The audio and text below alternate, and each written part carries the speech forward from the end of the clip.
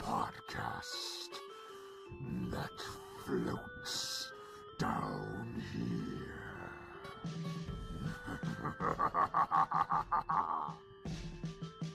Hi, I'm Melissa, your Stephen King veteran. Hi, I'm Ben, the Stephen King and horror film fanboy. And hello, I'm Luke, your first-time Stephen King reader.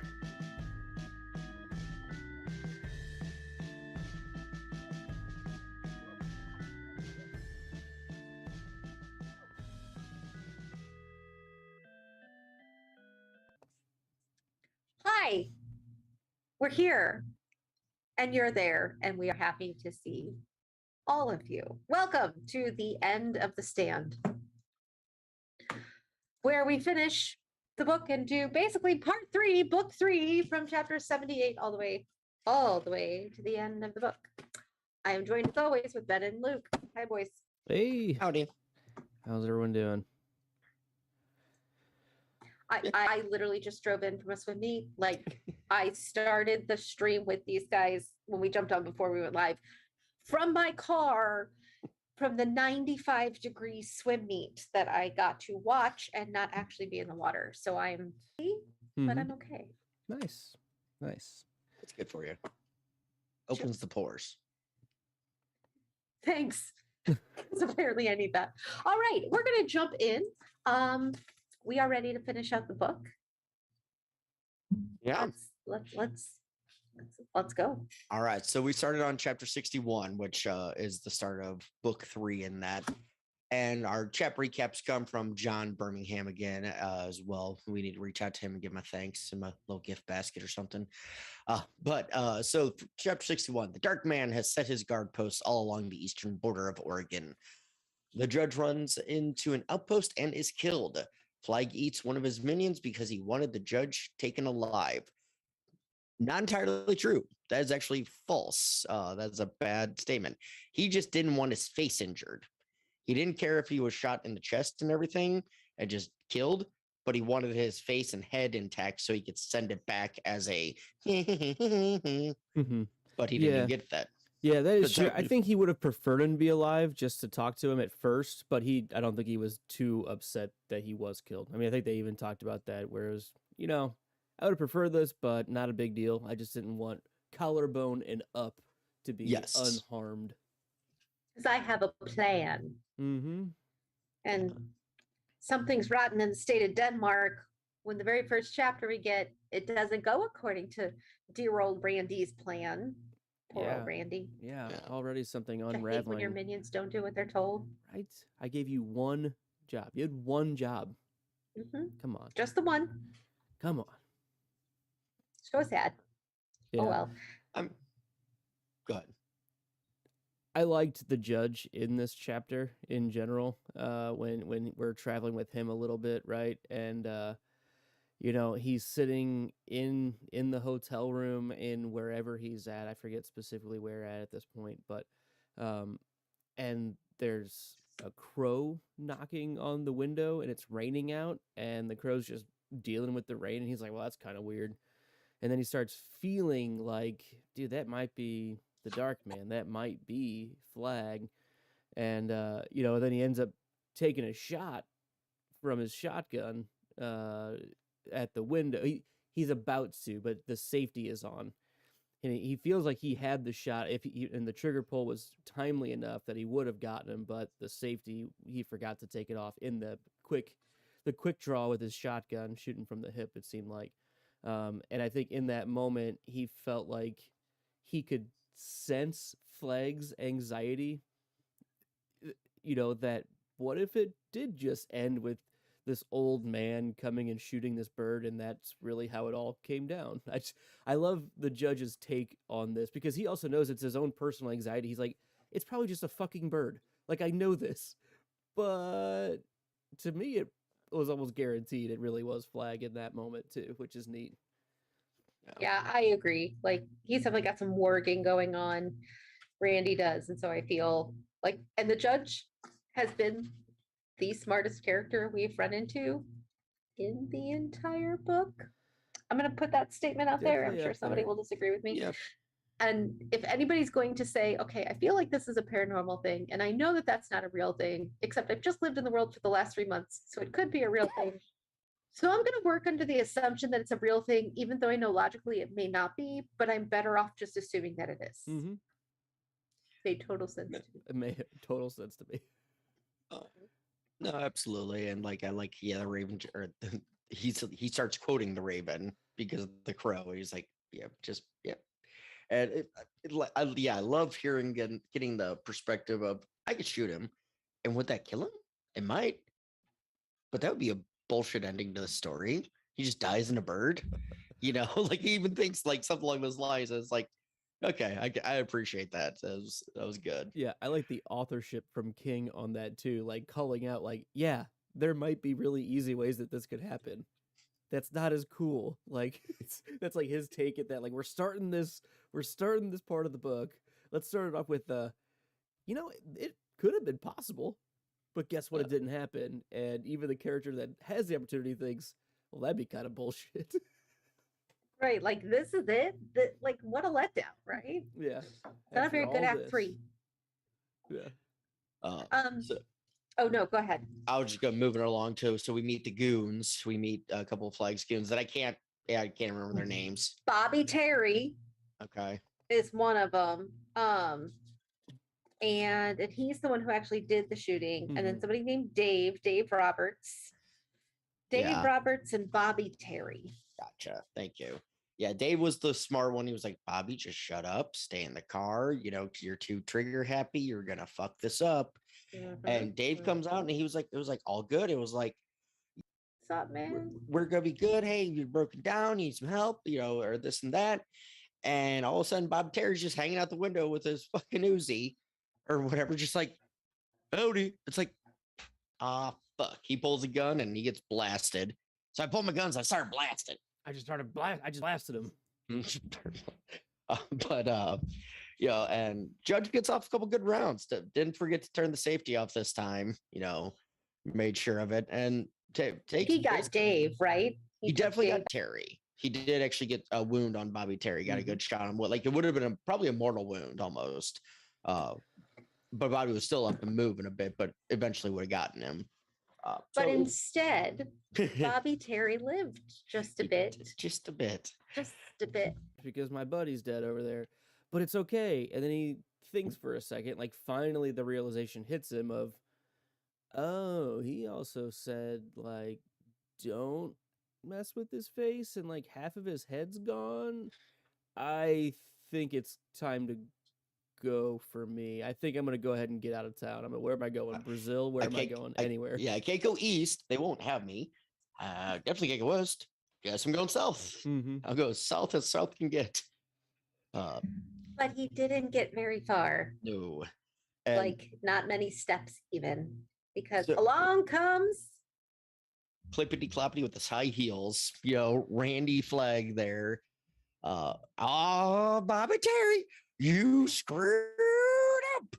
Which brings me to a point I wanted to give for the audio narrator.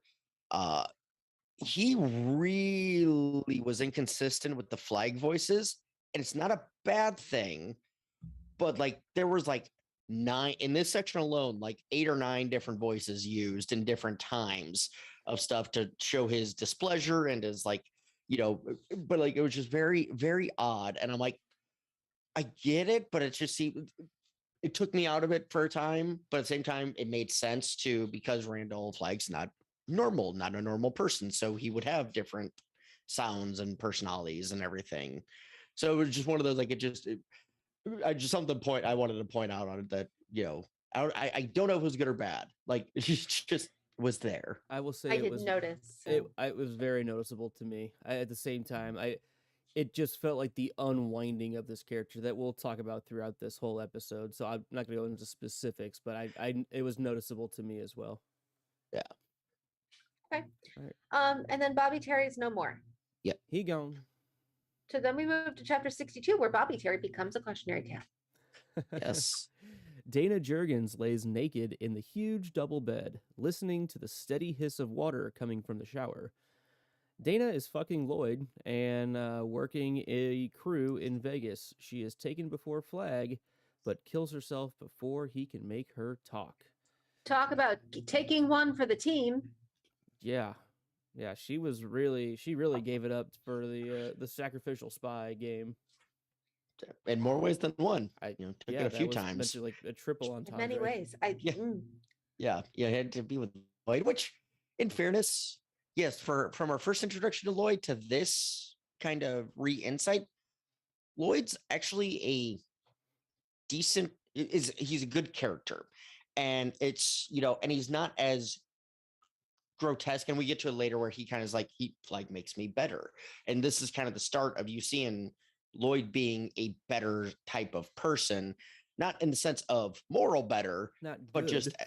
not good, but just better, as, whatever, as just a, I don't know. Terrible, but great. Yes. Yeah, exactly. Like he's a good bad guy. Yeah. He's a good henchman. This is Well, I also think he's just like, this is going to sound really dumb because he's not, but he's like a decent human. Mhm.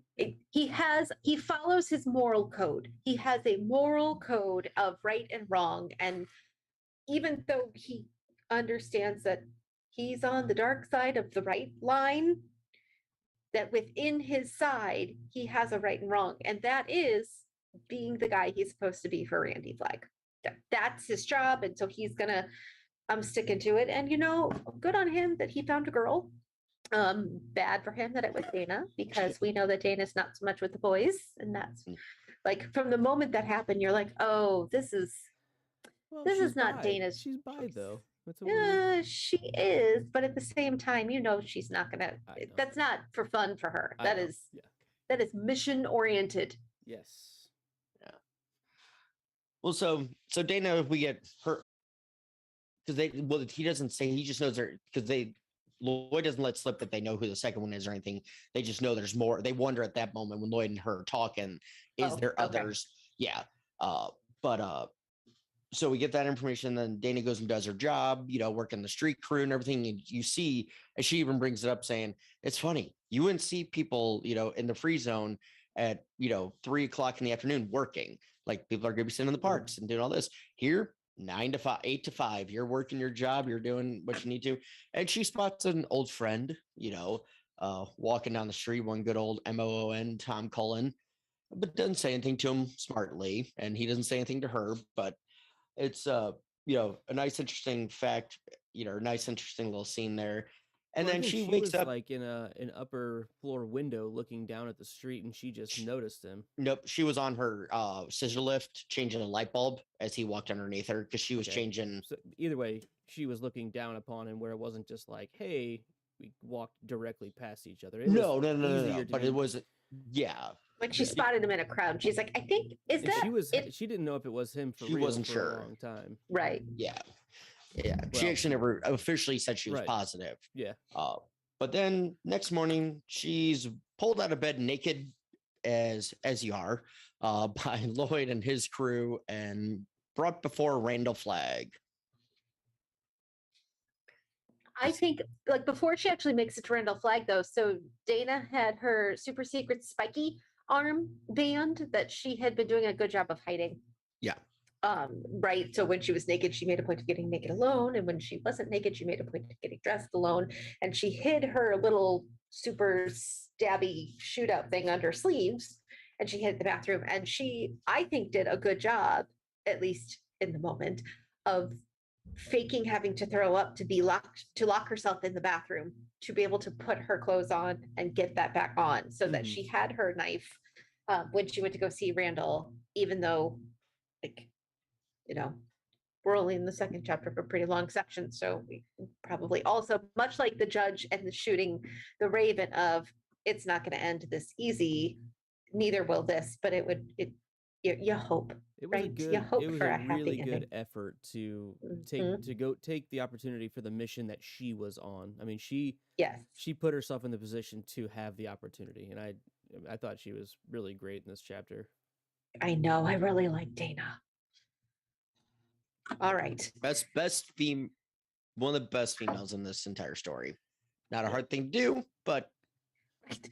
Not a lot of competition, but yes, a well, and not like, oh, you're the best of terrible. No, Like she's like, just good. she's just a good character. female character. Yep. Yes. Yeah. All right. So she goes and meets the big man, the boss man, the walking dude. It does not go well for her, Almost did. but you also can't say it went well for Randy. No. Good old Mr. Flag did not get what he wanted, because what he wanted, like he was wheeling and dealing her too, right? Mhm. Like we're gonna let you go. We're really, maybe there'll be an exchange program. You've seen us here. We're just trying to keep the streets clean and people safe. You can go. I've got your car gassed up. There's just this one thing. Who's the other guy? Who's the other spy? We know Yeah. there's another one. And she goes, That didn't go so well because she that's firmly holds her ground. And then she finally, Randall Flagg had offered, I will give you a car right now and you can just start driving right on back. No problem. We're not at war. Have we attacked you guys? No. No. Have you attacked us? No. Our politics are a little different, but we don't have any animosity towards you. And he's the charlatan, right? Don't look behind the curtain. The just listen to the words, don't try to think more about it. And we all know that she's not gonna be leaving. Unless she really did turn over the other person, maybe. But even then, I think it's more of a just so that his people feel like he gave her a chance. Then she's gonna be killed some other way that they're not gonna Mhm. see. Is my thought on it. But so she ends up holding her ground and then finally gives in. Okay, I'll tell you, but I'm gonna whisper it in your ear because you're so dumb that you haven't figured it out. You knew it was the judge. You knew it was me. How are you so dumb that you couldn't figure this out? And so she wants to rub it in, and this is her attempt at getting him close to use her Assassin's Creed knife situation up her sleeve. And right when she goes to pull the old proverbial trigger, it turns out to be a Chiquita banana on her arm. And she knows she's rightly screwed at that point. Good effort. Good effort. Failed in the final execution, but Yeah. And then we actually got some foreshadowing a little earlier in the chapter when Lloyd was chatting with one of his friends with Dana around. He's like, oh, I should just jump. Or we don't want you jumping out the window. Oh no, it was when they were Mhm. packing her up. We can't leave you alone. We don't want her jumping out the window. She can't. They're all sealed up because they don't want the high rollers head diving out the window after they lose big. So they're just there for show kind of thing. And she takes that to full advantage in the fact of can't go out it or can't go, Can't go out the over window. it, I'll can't go in the under. window Yep. and just bull rushes headlong into a crack, hits it twice and cracks it. Gets her head through, I believe. Yeah. another excellent illustration. Yeah. I'm enjoying these. She impales herself on glass shards. Yeah. She did break the window through just with her head and then just rifles it about as Randy's pulling her back and ends up cutting her carotid artery and bleeds out. And he Aw. is pissed. Yes. Because now he's 0 for 2 on being able to get information out of one of the quote unquote spies and on being able to use those spies as bait or taunting or whatever for our wee folk in the free zone. Yeah. Did we miss anything in that chapter? No, the last bit of that is when we have Lloyd kind of being followed around, and he's talking to the cook and the little boy, Denny, sees him on the craps table and everything, and he's like, "Nope, that one didn't work out." And even Denny's like, "Why do you smell like gasoline?" Because Randy had told him to go burn the garbage. Yeah, that was voice number 3 for this section. It was a very Palpatine voice. Yes, at that's that point. exactly Yep. very much so of who I thought. And it was interesting, but it was just a good little section of seeing Lloyd and then seeing Denny. I liked that shot, even though we get a little more of them, but we got most of them in this section here, where hey, they have another kid. They have a kid just like Joe or what's Is his that not name? the next chapter? I think that's the next chapter. Nope, that's this one. Is there just a really, really short scene before the next It's chapter? very short. That's- Yeah, okay. the next one's the very short, like 3 pages. So we get most of the interaction with Denny right here, and it's just you Mhm. start to think, oh, there's not all just assholes. There's what makes this kid think that Randall's the way to go, kind of thing. Well, yeah, I don't think And the it kid just- chose. Well, I mean, but did Joe choose? Joe chose Mother Abigail. He kind of guided with that, and I mean, yeah, you kind of stick with the group that you're with, but I'm just saying, if Joe's pulled to Mother Abigail, what's to say a kid wouldn't be pulled to Randy? And it's possible, and again, not a bad kid. Don't think there's anything off about him, but it's an interesting thought process. Mhm. Sure. So, all right, moving on then. Anything right. else? Chapter 63. On the late afternoon of September 10th, is that right? Yes. Denny was playing in the small city park that lies just north of the city's hotel and the casino district. Tom made it to Vegas. Woo! And is working, or let's see, so is Julie Lowry, everybody's favorite dumb bitch. And it was a short 3-page chapter. Yep. So, Luke, you were correct. You said we're gonna see her again. Right Yeah. after the very first time we saw her. And yeah, I mean, it was kind of obvious. There's But character that it wasn't gonna show up again. I mean, there've been a lot. You can always tell one-off characters pretty well. It's like, I don't know, she had too much personality in a character that seemed like King had a thought for, and when Yeah. it goes sour as it goes with Nick Andros, yeah, to me it Mhm. felt very Chekhov gun-esque. yeah, You needed a Julie payoff. Yeah, I felt like if that wasn't there, that would have been a really surprising miss. agreed. It was, simple. and our synopsis is wrong. It was not a 3-page chapter. It was this much. It ends down here. It's a page and a half, Could be a at least in different my printing. text. He might have had a different print. I said at least in Yeah. my text. Anyway, I turned the page and now it's 64. But yeah, basically she recognizes Tom and starts to plot. We also get Tom's interaction with Denny himself, and Tom's just a good guy, and you get Denny being nice to slow Tom there. So good little chapter. Right. All right, so 64 on the This- late afternoon. Seems wrong. It is. Okay, Melissa, can you read the actual Yep. line that starts off 64? Because right now it's written as the last chapter. It's the same one. It is the Oh. dying man opened the permacover notebook, uncapped his pen, paused a moment, and then began to write. All right. So the dying man is Harold Lauder. He comes off on his bike. Flag probably had something to do with it. Harold shoots himself in the mouth.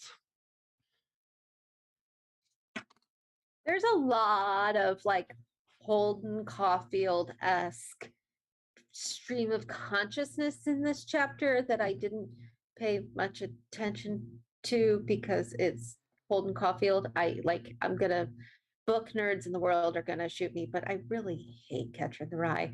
It annoys the shit out of me. And so does Harold. So I listened. And then I moved on because Harold died. Okay. It was an interesting chapter. I mean, I thought it was interesting to get his at least somewhat attempt at not redemption, but reconciliation, just like Atonement. sort of. I mean, even like he's never asking. He says, "I did this all of my own volition." I realize how ridiculous that sounds. Like he's calling himself out. I like the honesty moment that he gets to, and he's like, I could have been something in Boulder if I just would have let it happen. Like the same thing that we were saying, like when they started calling him Mhm. Hawk, and like if he just could have believed that people actually wanted him there for Mhm. 10 minutes, like he actually could have become something worthwhile in his own Right. ambitious brain. Like he could have attained something with relative ease. I mean, he was already really well respected, and then he just used that for other nefarious means. But I think he gets to that point of like, it took falling this hard for him to see it. And obviously it's, the end of the line for him. But I think there is a bit of I don't know if regret is the right word either, but there's some form of wishing things, realizing that things could have been different if he had let it go differently. So I feel like it's one of those things. The first step to fixing a problem that you have is admitting that you have one. Mm-hmm. And I think so. It's not necessarily atonement because he's not fixing it yet. Right. And it's not regret because it's not that he's like, oh, how dare, but it's more the idea of acknowledging your own flaws. Mm-hmm. Yeah, he's getting over the denial point of it. This is the first time it's ever been his fault and not somebody else's. Right. Yeah. And self-awareness of his own mistakes. Which, to be honest, is kind of developmentally appropriate for a kid, like a teenager, right? That's, you see that a lot. The kid goes through from the end of middle school to the end of high school. It happens for most kids somewhere in there, that sort of realization of the broader world, and that it's not always so, being done to you as opposed to just done around you.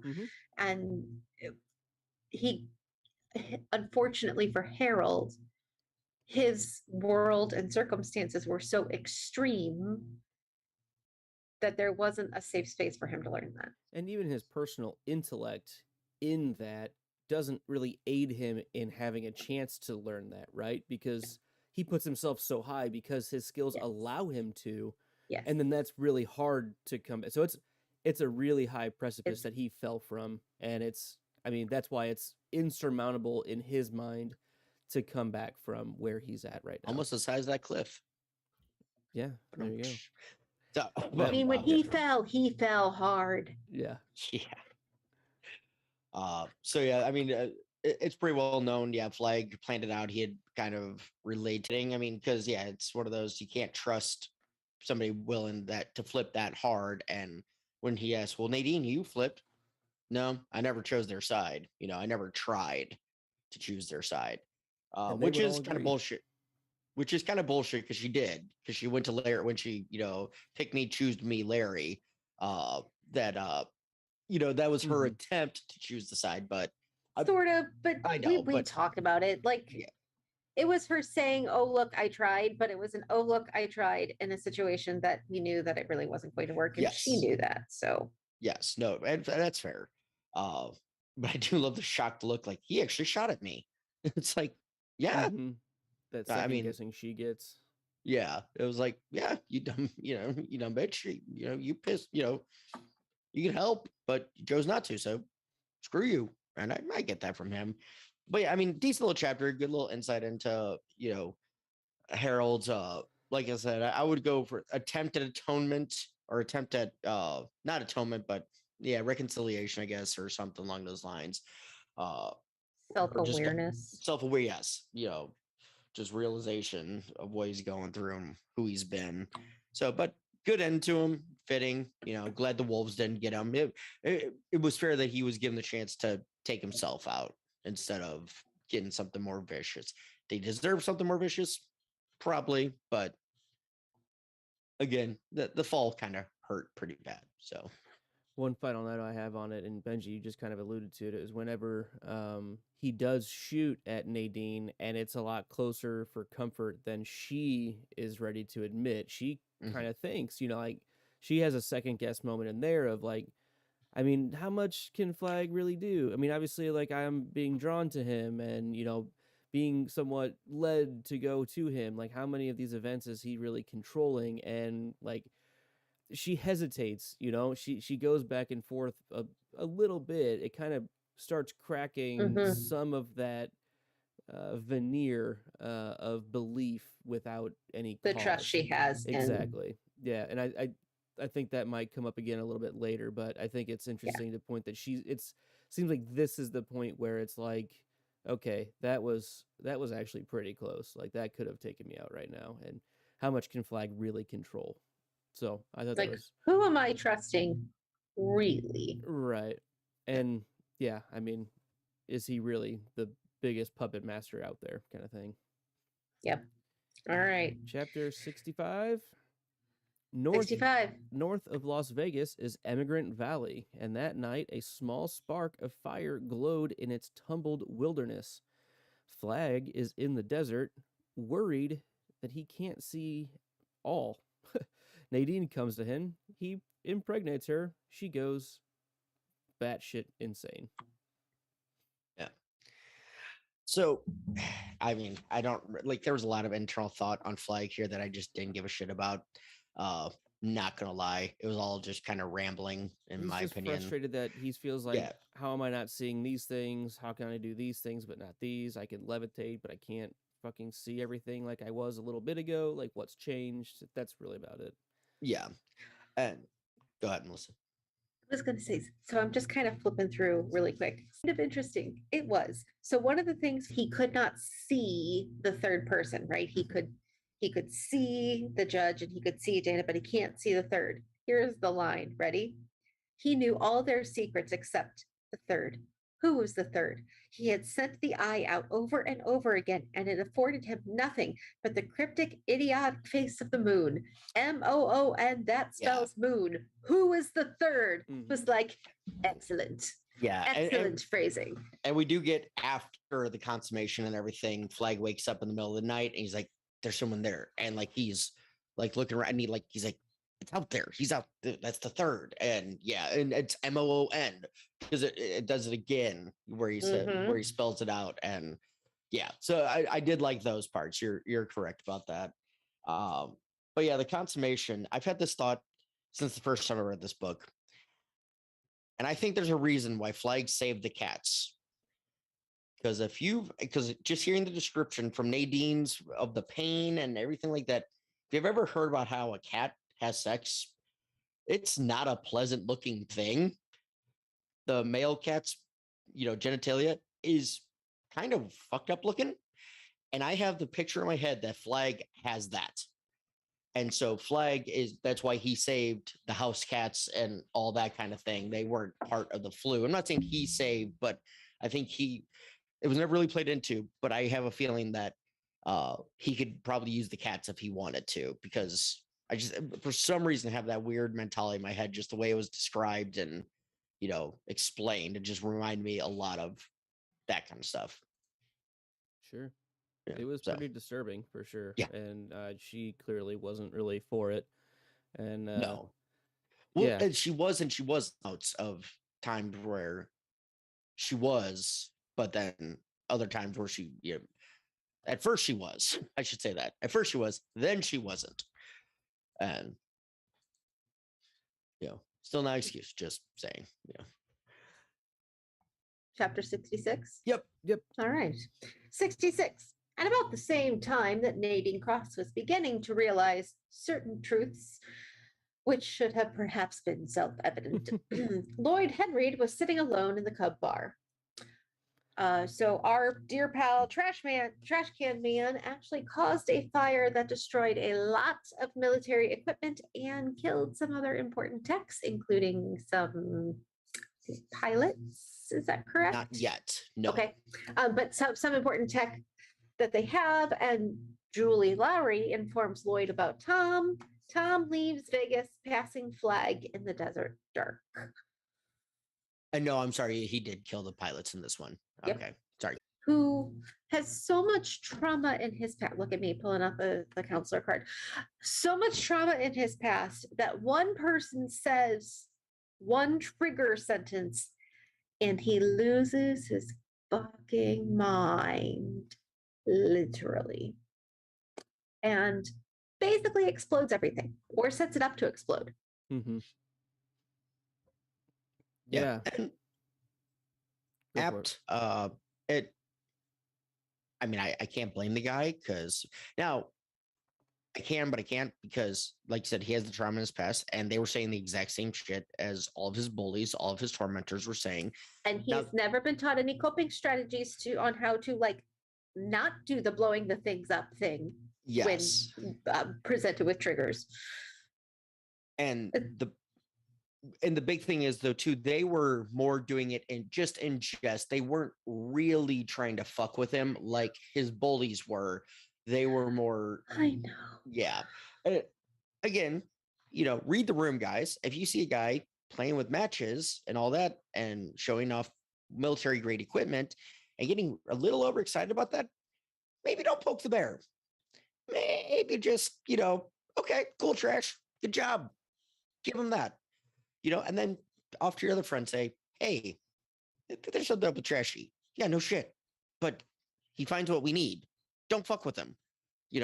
It's. I see a lot of parallels between Harold and Trash Can Man developmentally, in that they, because of who they were, they don't understand nuance of situation, right? They both just see the trauma of being made fun of or being picked on or being looked over or whatever it is, and lash out irrationally, as little Charlie says to his father, Scott Calvin, in the first Santa Claus movie, instead of reeling like, this is harmless teasing because they're accepting you, which, like, I hate teasing in general, but that was a welcoming thing, but they have no ability to notice it. And because Harold is at least slightly more of a fully formed human than Trash Can Man, because of all of the, shock therapy he received through his formative years, Harold eventually comes to the realization of, oh, wait, sometimes maybe it's my fault that I'm misinterpreting. And, Trash Can, not so much. You just make sure all the planes and helicopters are going to explode. It's cool. Whatevs. I don't like those guys anyway. Good job, Trash. So then Trash runs out, right? He takes off, and he's as far as we know at this point, gone. Just gone.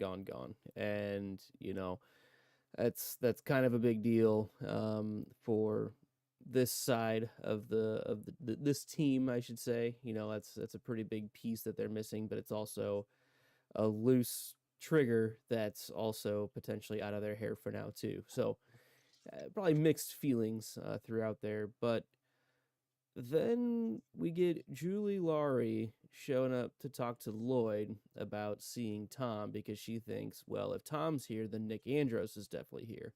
And that it takes a little bit for Lloyd to really pay attention, to give a shit about what this little slip of a girl, who's clearly annoying, predisposed, because we know who she is, to feel that way, I guess. But it takes him a while because he's a busy freaking guy. Like, he's got a lot going on, and he's responsible for a lot. And he's like, I don't have time for whoever this is and some dumb guy. Like, what is the problem here? What are you talking about? Mm-hmm.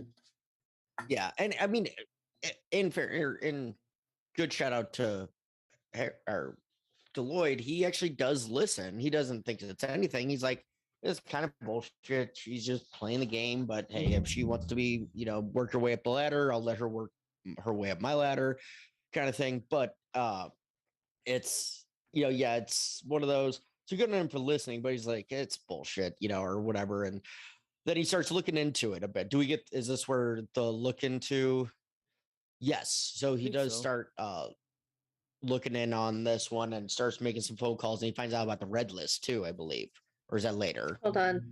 Okay. No. I'll arrest you if you don't get off my case. I'm trying to do you a favor. She stomps off. He watched her go. He pulled a battered black notebook from his back finger and paged over to a blank page. It was chock full of little notes.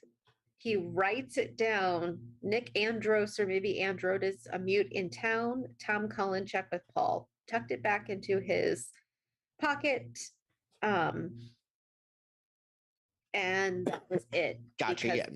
And at the same time that Julie Lowry was leaving the Cut Bar, which is at the same time that Nadine and Randall Flagg were consummating their very weird relationship, Tom Cullen left. Yeah. Okay.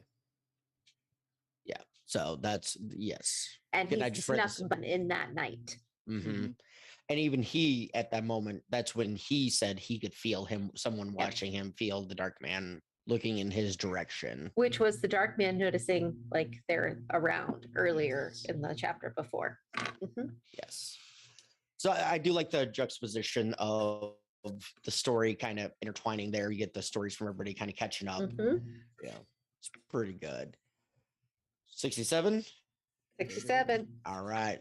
The walking dude was back in Vegas. Lloyd tells Barry Dorgan, head of security, to pick up Tom. Barry reports Tom is gone. Lloyd tells Flag, who does not react well. He orders searches sent out and says Trashy must also be killed, but quickly and painlessly. Then 2 helicopters blow up, sabotaged by Trashy. Back to Tom, who is visited by Nick in his dreams. Nick guides him. Flag kills Nadine in a fit of rage. This was a long one. This was a haul of a chapter. So Oh, Gotta go in wow. parts Yeah, there. I was gonna say that felt like that was much later. The Yeah, this Nadine was- thing. Okay. this That's is a probably very about long Most chapter. of the story. yeah, it was probably an hour and a half of Yeah, or hour and a half okay. to 2 hours of audio. It just All right. like, So it starts with Lloyd actually like doing going research. back to his notebook, right? And following back up on his note about asking for Paul, right? The little I picture him as like a bookie, like a little bookie, like a what's the word I'm looking, an accountant bookie, but like Mhm. has all the power. And so he's, talking, he's like, hey, I need you to look at this guy. Let me know what you think about him.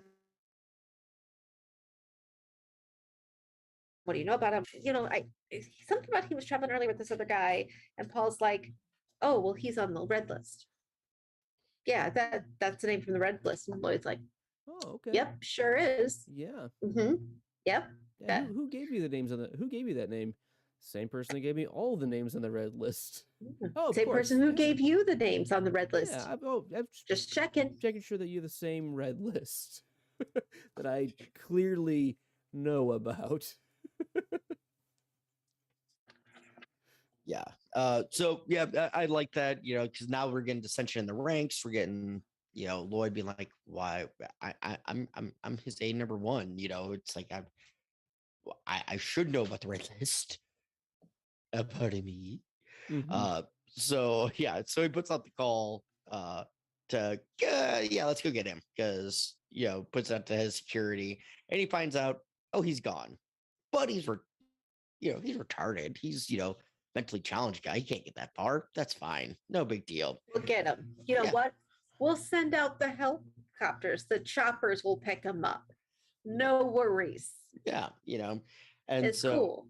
And in the meanwhile, then Lloyd gets to go visit Flag because Yeah. Lloyd's juggling all the balls. well, and then this is where, because I was right. This is where Trashy killed the pilots, because he also set the fuses up on the Mhm. helicopters. Yes. And the helicopters Yes, take yes, off. yes, yes. Yeah.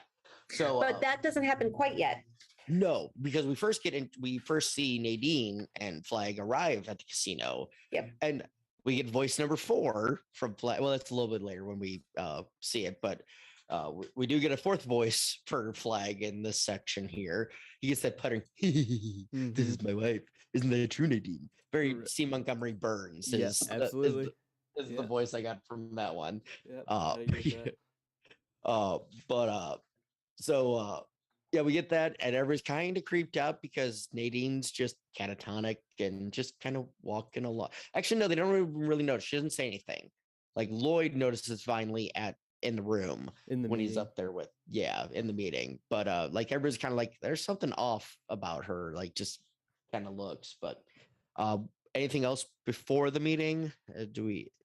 Is that No, he goes up to the meeting because Yeah. everything before the meeting we already talked about. He Yeah. goes up to the meeting and he's like, hey, I got a thing I have to tell you about. And Randall's being all like, I got a girl. And Lloyd's like, great. But it got a thing. And so he starts telling you about Indian Springs. And then Well, we he's have to tell you about this. He's like, tell me about Indian Springs, because he goes, That's how's Indian great. Springs going? And Lloyd goes, good. Or he said something really, really nonchalant, where it's like, I have something more that I want to talk about. But he's like, it's going well. And then Flag freaks out. He's like, that's all you got from me? What an in-depth analysis from my main guy. Like, I would expect more from you. And so he's like, okay, all right, shit. Yeah. Okay. Because Lloyd has it on his No. head the other thing that's probably more important. 100%. Yeah. Yeah. And he's like, Mhm. I want to get this out. He's like, I got to tell you about something. I didn't ask about something else. I asked about Indian Springs. Mm-hmm. And so we talked about Indian Springs for half an hour. For 30 minutes. Yeah. Like, and, they finally get through that conversation of where that's at. And this is when he orders Trash Can Man. It's okay for him to be killed painlessly. And they talk about that a little bit, right? And then at the end of that, I guess Flag is overall appeased at the Indian Springs stuff and Trash Can Man stuff. And Lloyd goes, so about the third spy, and Flag cuts him off. He goes, we'll find him. Don't worry, Lloyd. Don't you worry about that. We're going to get him. And Lloyd's like, we might know who it is. Why didn't you start with that? He's like, I fucking tried, homeboy. Like, you cut me off. Like, he just knows that, like, he needs him. He needs the information. Flag needs whatever Lloyd can give him right now. And so he's like, he's not going to kill me right this second. He attacks him. I mean, he definitely throws him across the room, right? Yeah.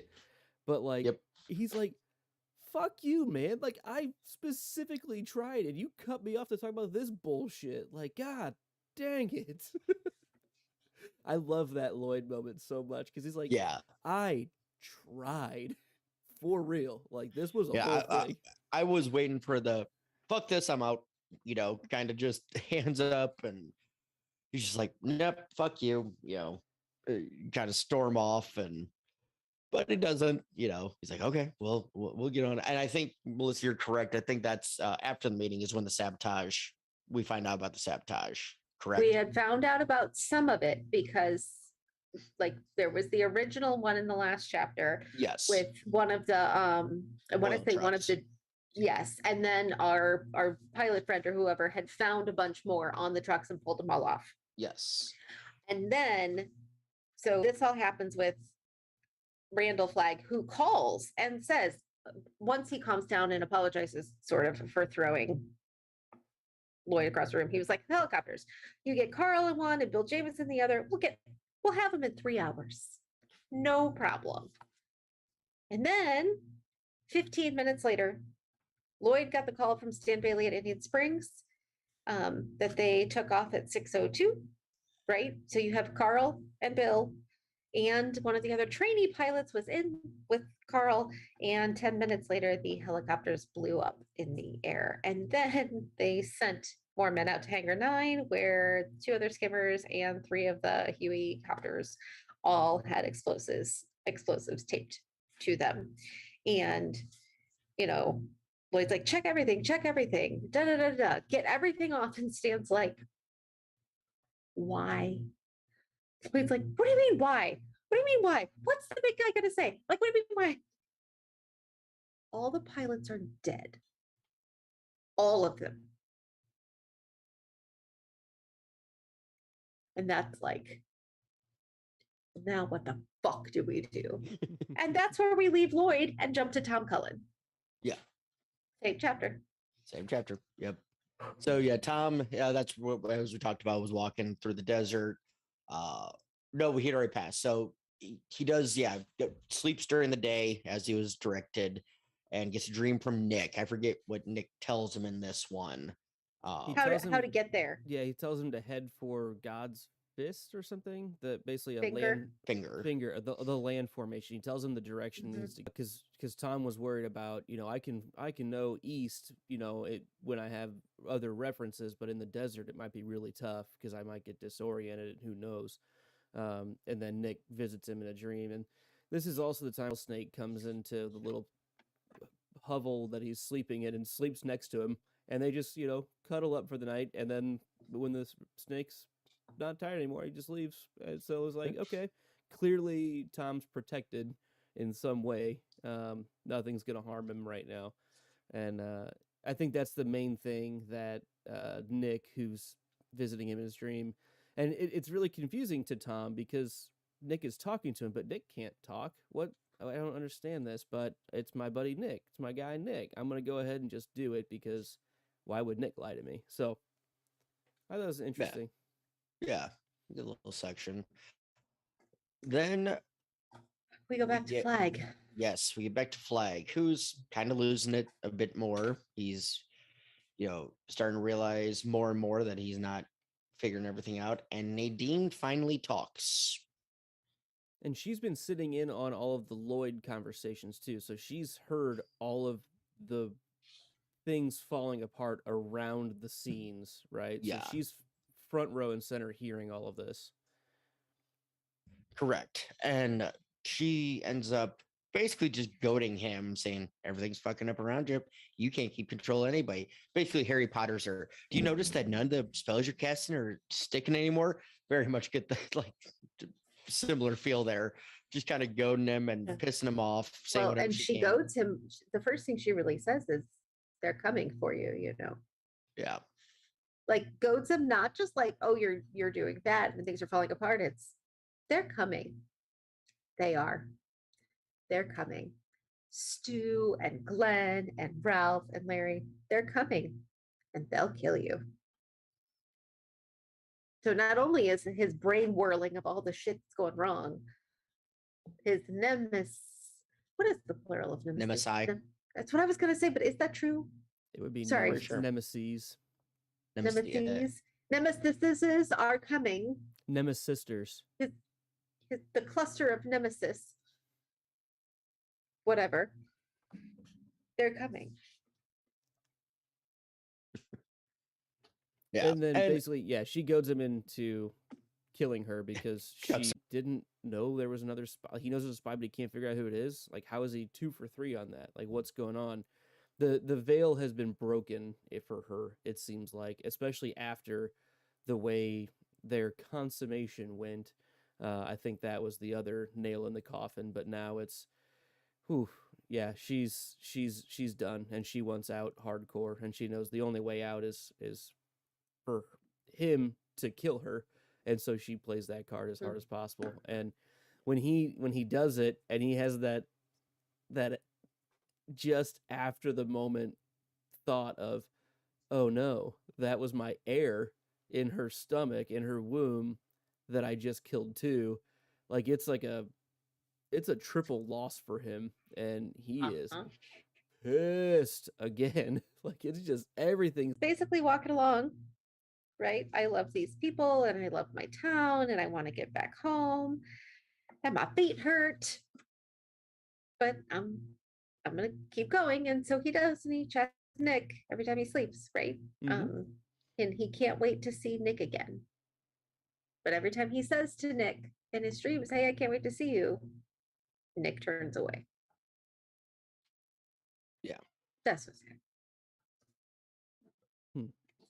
So, all right. Whew, 68. 68. Yeah, let's go. Luke. Sorry, I was checking something out. My bad. Nope, you're fine. Oh, how history repeats itself. A trash can man was once again being broiled alive in the devil's frying pan. That's a hell of an opening line, right? To a chapter. Trashy searches for redemption in this chapter. He's going around in the desert. He's driving around and looking for anything to make up for the chaos that he just caused for Flag. He feels terrible. My life for you, and he just messed that up in his own mind. He's, I had every opportunity, and I couldn't do it. So now it has to come down to, I'm going back, but I'm gonna do whatever I can to bring back something big enough to offset what I just destroyed. Yeah. Decent little chapter. Any trashy chapter I enjoy. I like. Only complaint with this one is it spoiled the next chapter a bit, because he said, I see the yellow sign with the black triangles pointing down, sign for radioactive. So you're like, okay, you know where he's at. Instead of like letting you infer it yourself of what he's looking for and what he's trying to find in the Nevada desert, King's just like, yeah, here's what he's doing, and it's like, okay, that's fun. I don't know. It's just King spoiling it again, as always, for ahead of time. Just always bothers me. Yeah, he can't let the secret just truly hang out there. No, He's he got to can't. foreshadow. Yep. Yeah. All right. 69. Let's see, Melissa. I know. Whitney Horkin found Lloyd in his room, lying on the big round bed he had most recently shared with Dana Jurgens. So Whitney and Lloyd have a conversation about the big guy losing his marbles. Whitney and his pals are cutting out. They offer for Lloyd to join them, and instead Lloyd says no and drinks himself to sleep. Yeah, that's pretty self-explanatory. It's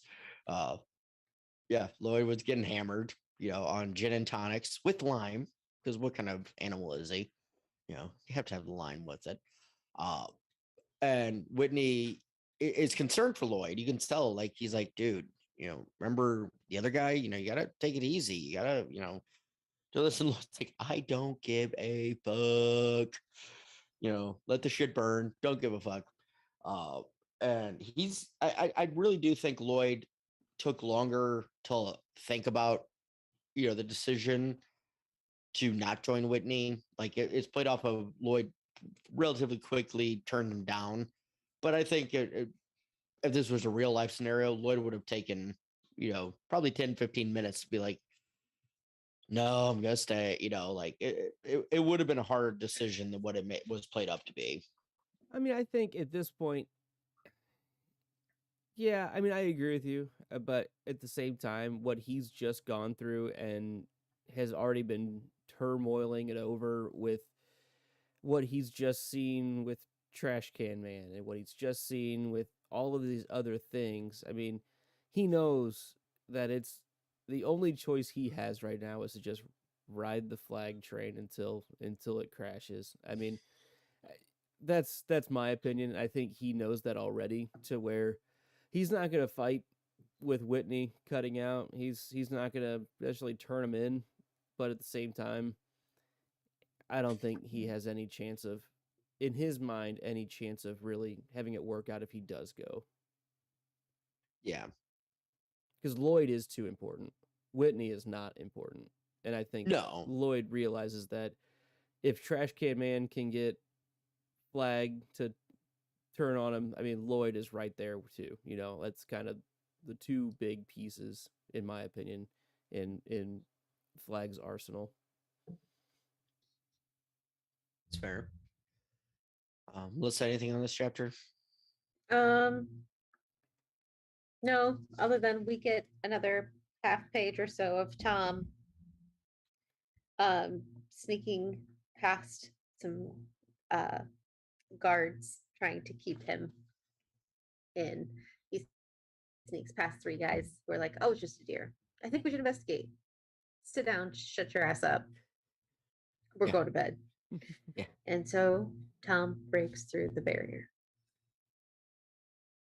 Yeah, it's kind of one of those of, you know what, even if it is something, I don't really give a fuck, because I don't want that out of my head. I've had to fuck it up. So ignore it and let's just move on. Don't you The put do that voodoo nothing on me. option It's is always always an option. The Yep. do nothing option. I'm telling you, it's All right, 70. 70. Trash Can Man has found what he wanted. A nuke. That's what he found. He found a nuke. This is it. This was the whole chapter. It ends right here.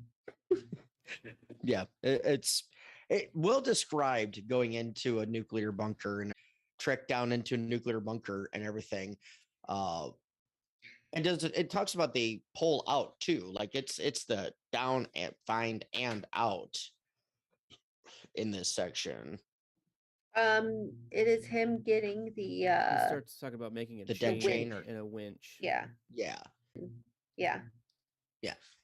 So okay. I felt like this chapter was a really good bookend to some of our really early chapters when we were still in trying to contain the virus spread. Mm-hmm. So way back when there were actually humans in the country and not just these like 50 people or whatever, we had scenes in bunkers. And while it maybe wasn't this much, Yeah. and given how much time we as this team spend between each section and just how much our characters have gone through and changed, it's easy to forget those early chapters and those early people, like I don't even know what he was, the general or whatever, who had to tell his daughter about her husband Mhm. shooting himself, and then he eventually does too and Yep. relinquishes command. Like, that's what this reminded me of a lot, because Yeah. we remember what we had visuals of what it was like in this book directly. I mean, So even the very first chapter with Campion mhm, escaping from this when the right. first true outbreak or the first slip happens, right? Yeah. I mean, yeah, Because he was in Nevada. That's the thing. He was at a base in Nevada. That was the whole mhm. crux of it. So you Mhm. wonder, was this the base he actually was at? I know it was, a research base, but at the same time, research bases and nuclear bases might be along the same lines, or Who might be, knows? You know, both highly secured and double up. And Yeah. Yeah, I actually did a full read through of everything because I wanted to get some of those moments early on again that we had talked about, 6 months ago at this point. Yeah. And there were some really great moments that I enjoyed that first part of the book quite a lot. So, all right, 71. 71. It was nearly midnight on the evening of September 17th. Randall Flagg was in the desert, wrapped in 3 blankets from toes to chin. Flagg sends out the eye and finds the questers. I barely remember this chapter. Not gonna lie. This it's was 2.5 pages. yeah. He basically sees them, and Yeah. they're like talking to Kojak, and they're at a campfire, and they were coming, and he wonders if they were coming because the old woman told them to come. And he then made himself happy by picturing all of their heads on spikes. Good So enough. I guess my question with this one is, because we're at September 7th, they weren't really captured until October 1st, I believe. And we'll get to that. But 17th. okay, wow, it was even longer. So why did he wait? I mean, I get it that he didn't want to get too close to Boulder, but probably could have sent out a crew saying, "Hey, this is where they're gonna be," They beforehand. did eventually. Eventually, but I'm saying, like, why wait as long as crew could have been there in, let's say, 2 days of driving. Well, okay, so he saw them in Grand Junction, Colorado, which is not that far from No. Boulder. They hadn't been gone long, and he is not going to go into Colorado. He's not going to do it. Fair. So if you're thinking, the way basically Boulder and Vegas are pretty straight shot. Relatively, roughly. yeah. You just have to go across Utah and then Yeah. most of Western Colorado. So you Yeah. might as well wait until they get to Utah, which is kind of what they did. He kind of let them get all through Colorado because that's kind of Yeah, an unsafe that's zone fair. for him. By the time they made it to Utah, Yeah, for that's the fair. most part, they were there. So I would say he was waiting for them. Just by that point, they had some 40 days and 40 nights Moses type shit to go through first. He probably thought it was more of like I'm not going into Colorado and I'm gonna wear them down. Yeah. But that's the next chapter. All right. 72. Sure. We get a recap of their journey west so far. Things happen. Stu breaks his leg in the washout. Glenn, Larry, and Ralph go on. Kojak stays, and they never saw Stu Redman again. I love that line. That's a good one. That one I'm okay with for other reasons. Yeah. Okay. Just that we'll get to as Fair, we move fair. forward. Yeah, fair. It's a spoiler, but it's a ambiguous spoiler, and I'm okay with that one. But so I like the journey. I like Larry's the one keeping track of the miles. He's the one like just kind of being that guy of we're gonna do this, because I would have put that on Glenn. Like honestly, I would have put Glenn as the record keeper, but having Larry do it shows his maturity, growing, kind of thing, and very subtle, but very good. Glenn's breaking down a bit because of the hunger and the walk, but he's trying. He's still working at it and everything. Not much from Ralph. Ralph's just Ralph. you know. Yeah. I like that they found the wolf man. Mhm. Yes. At the Yes. tunnel. Right before Yeah. the tunnel. Yep. Poor old wolf man. I'm kind of glad to know exactly how he ended up. Like we had good idea when he was crossing with Trashy, but Hmm. I like the definitive ending for a real asshole. And, Yes. and if I remember back to the author's note before this book, the original version didn't have Trash Can Man riding with the kid. That whole section was not originally included. No, So it was one of the sections that got cut. And he said that I don't know if the whole thing got cut, but it was in particular Trashy's journey through the tunnel, which was missing. So I don't know if the Wolfman himself got cut too. I would assume that whole chapter was just gone. Yeah, I See, That thought, would be my assumption. I thought the whole Trashy background story, like for most of it, was cut from the original. It's and But- the example given was The you missed the bridge or the tunnel, tunnel, scene. yeah. Gotcha. It was not specific on what did or did not make it because Trashy's still a character. He still existed. It just was in what form. Yeah. And this was an example of one that definitely didn't make it was the tunnel. We don't know what else did or didn't. Gotcha. Fair. So, a little nit to pick on this one. Highway 70. It's a big interstate. You really think Right, 2 okay. months without human interaction is going to cause the entire fucking thing to wash out? And I get it. Shit happens. It could happen. And narratively, fine. But really, in 2 months with no humans around, we just happen to get a washout that takes out one of the largest interstates in the country. Just, I don't know. I mean, I get it. You need something for the story and all that. It's just like, find somewhere else. I don't know why. It bothers me because it's just like, logistically, that should still be fine. I don't know. Anyway, I'm moving on. Anything No, else? I would like Luke's opinion on that. there's crazier things going on in this world, in this story that, I mean, who knows who's really controlling what at this point, but I mean, I do agree with you. I actually, in reading it, didn't realize they had said that I thought they were I didn't realize they were going up directly on 70. I thought they were kind of off to where, yeah, I mean, landslides are going to happen out around there. That'll happen. See, I was under the Um, impression they were following basically Highway 70 all the way through Yeah, Utah and I where it just- ends. And listen, and- I wasn't I just knew the direction they were going. I But- thought they were playing it safe by staying further off the road. I don't know. I was thinking they were taking a little bit off just to be safe and not be directly on top of easy to find as possible. But yeah, I mean, a major United States interstate should be a little more robust than that, you would think, which makes me think for that to happen, it could potentially be other means causing it. and that's an interesting take that I wouldn't have thought about. That could have been Randall trying to, Melissa, what use you got? whatever thing he had left. The four of them stood on the edge, Kojak at Glenn's heel looking down and across. Somewhere north of here, a dam might have given away, or there might have been a succession of hard summer rainstorms. Whatever, there had been a flash flood along the San Rafael, which was only a dry wash in some years. It had swept away a great 30-foot slab of I-70.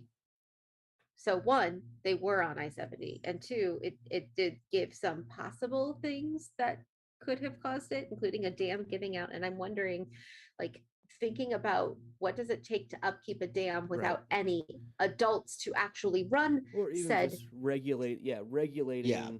the Right. passage. Yeah. Fair. Okay.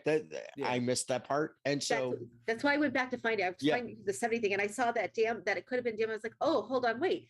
Is there a possibility that without humans doing whatever they do to run a dam, that something could have happened to that, which then could have got There's a Yep. civil engineering explanation for it, is what we're I getting. will listen everything. If there's nobody there to open it up, take a break, and You need a bunch of damn Correct. workers.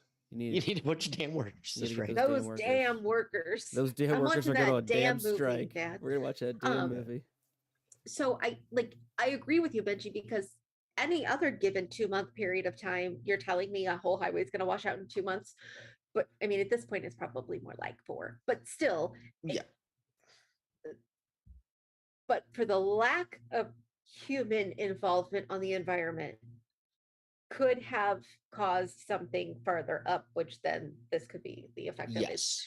And Possible, although I don't think your question is irrelevant. well, thank you. No, I appreciate that. And hearing that back, because I never really caught that part of it. Mhm. That is at least a logical enough explanation of what could have had happened that I'm good It's with not, it now. it's not It's just like, definitely a natural thing or a supernatural Yeah. thing. There's a logistical, societal, civilization thing that, yeah, lack of oversight could easily have caused something. how like many this to how many floods have we been through in our area that, yeah, without human interaction, And that's the really other would've thing. been- They're in a little more extreme environment than other parts of the world. Extreme environments tend to have more opportunities for crazy shit to happen like that. fair. So that was Okay, my whole thing so- with this. So the washout matters Yes. because we lose a guy. Yep. So they end up making it all the way down. The whole team ends up making it down this a bit of a ravine that's been cut, right? And it's Mhm. jagged and it's not an easy traverse, and they're tired and they're malnourished, and it's not a good look. And they make it all down, and they were all worried about the old man in the group not making it, but he makes it. And then Stu makes it down, and they all start heading up. Larry starts up first, I believe. And then Ralph, and then You're saying coming Glenn. down, No, on the way back up the other side. back up. Gotcha. So I think it goes Larry and then Ralph, and they both make it. And then Glenn starts going, Yes. and Stu's going last because he wants to make sure his good buddy can make Mhm. it, and it's Mhm, mhm. and not be in too bad a shape. And Stu gets his way going and is very near the top when some of the dirt gives out from underneath him, and the rubble gives out from underneath him. And it looks like we have an illustration about this as well. And yeah, he Larry reaches out to Yes, try to that'll do, catch yeah. him, but he can't make the save this time, and Stu falls all the way back down. It was quite a I'd like to picture Stu because I like Stu. I like to picture Stu doing a goofy yell on the way down as he tumbles. I don't know. Just anyway. But no, it's a hard because you're like, well, fuck, okay. Because Mother Abigail did say one will not be finishing it, and you're like, oh, okay. So this is how it ends, and all that. Not quite what I had expected. That was the twist kind of thing of, oh, because I would have expected Ralph or Glenn, Mhm. on the first time through. That's what you're supposed to expect. Yeah, I would have even accepted Larry, like been like, okay, fine, that's the hard punch.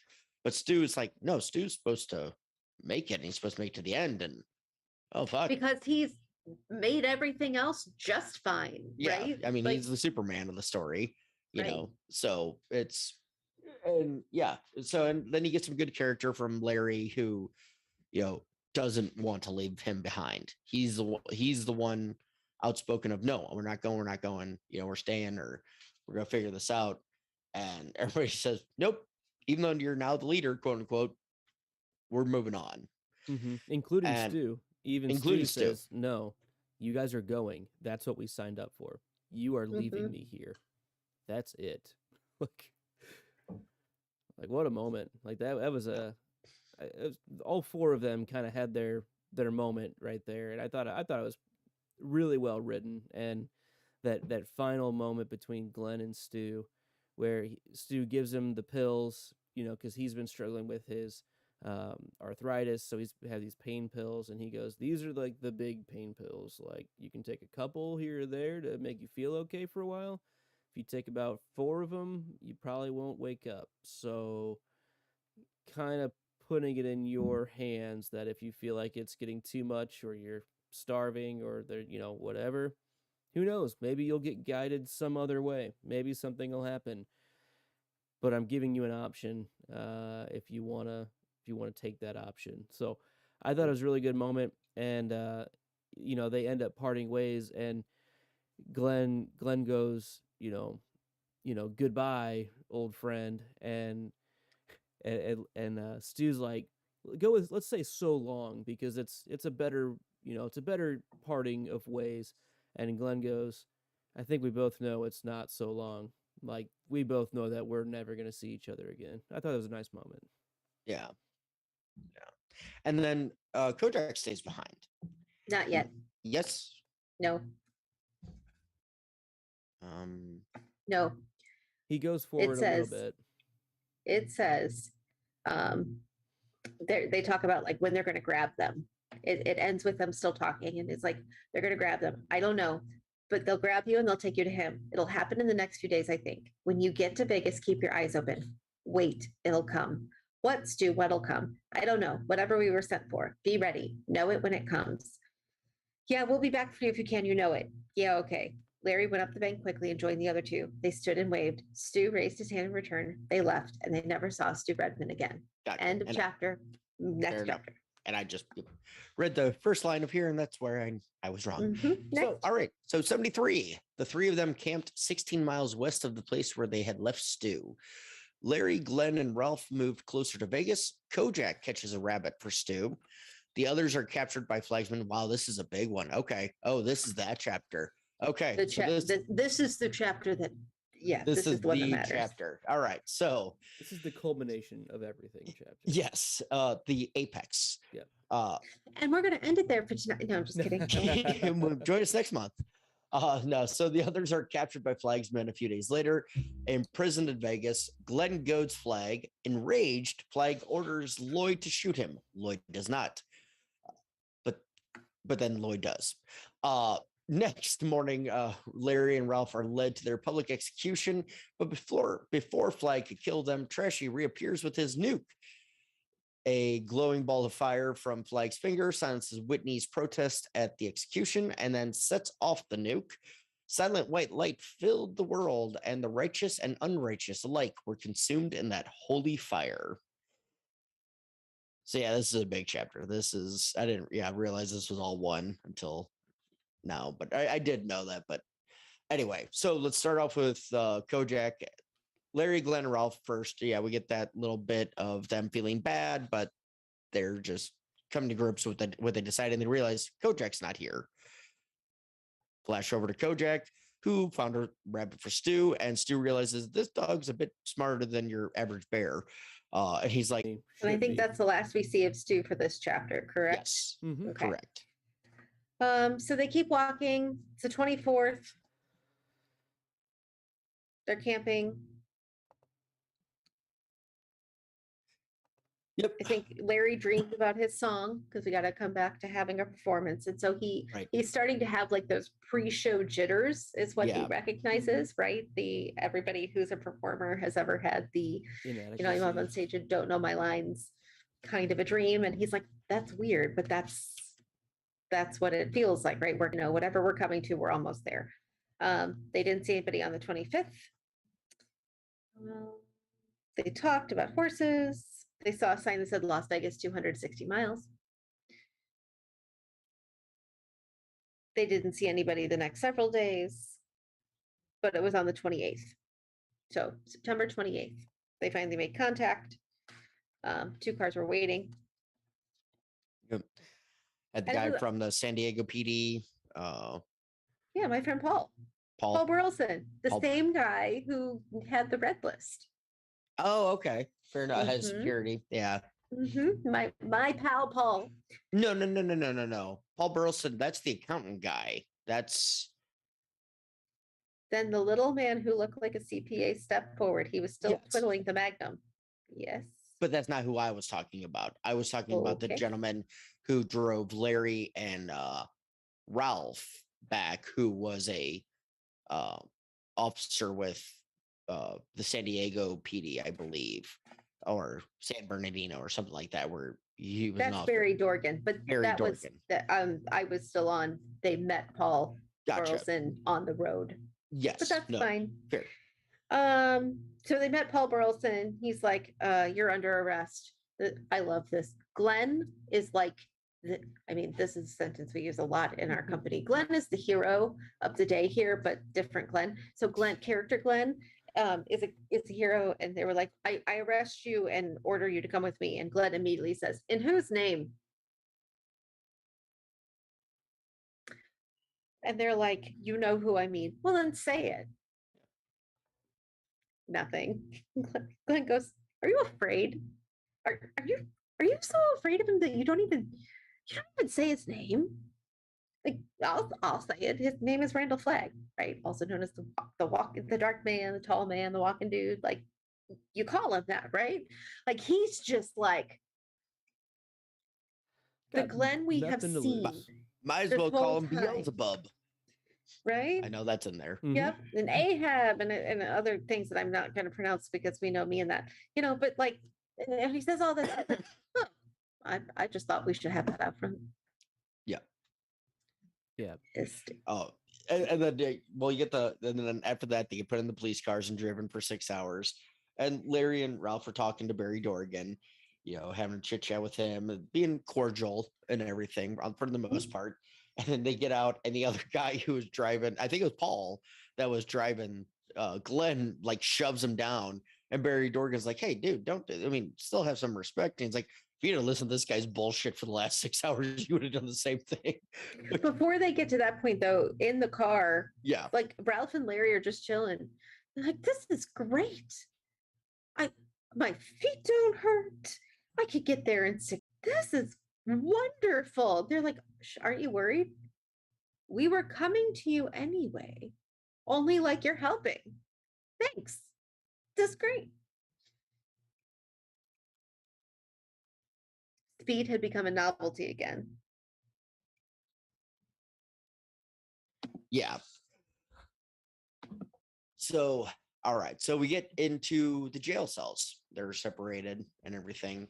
One in every branch of the jail there, because so no one's near anybody. And Flagg approaches Glenn, which, yeah, this is a great scene. Glenn again is like, "Oh, you're gonna help me?" And Flagg's like, "Yeah, oh yeah, I'll let your friends go.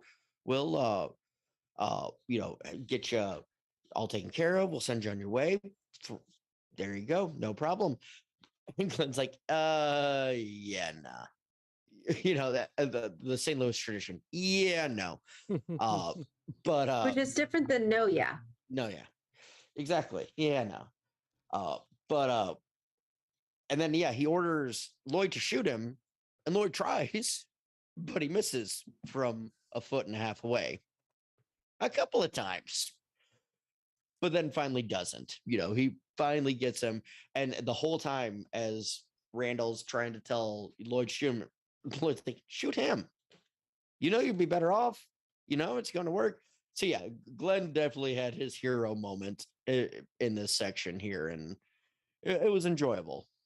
He definitely played his truest colors too. Like, he didn't change character at all. He was him as thoroughly as possible, right? Like, question everything, show everyone that there's enough bullshit to go around.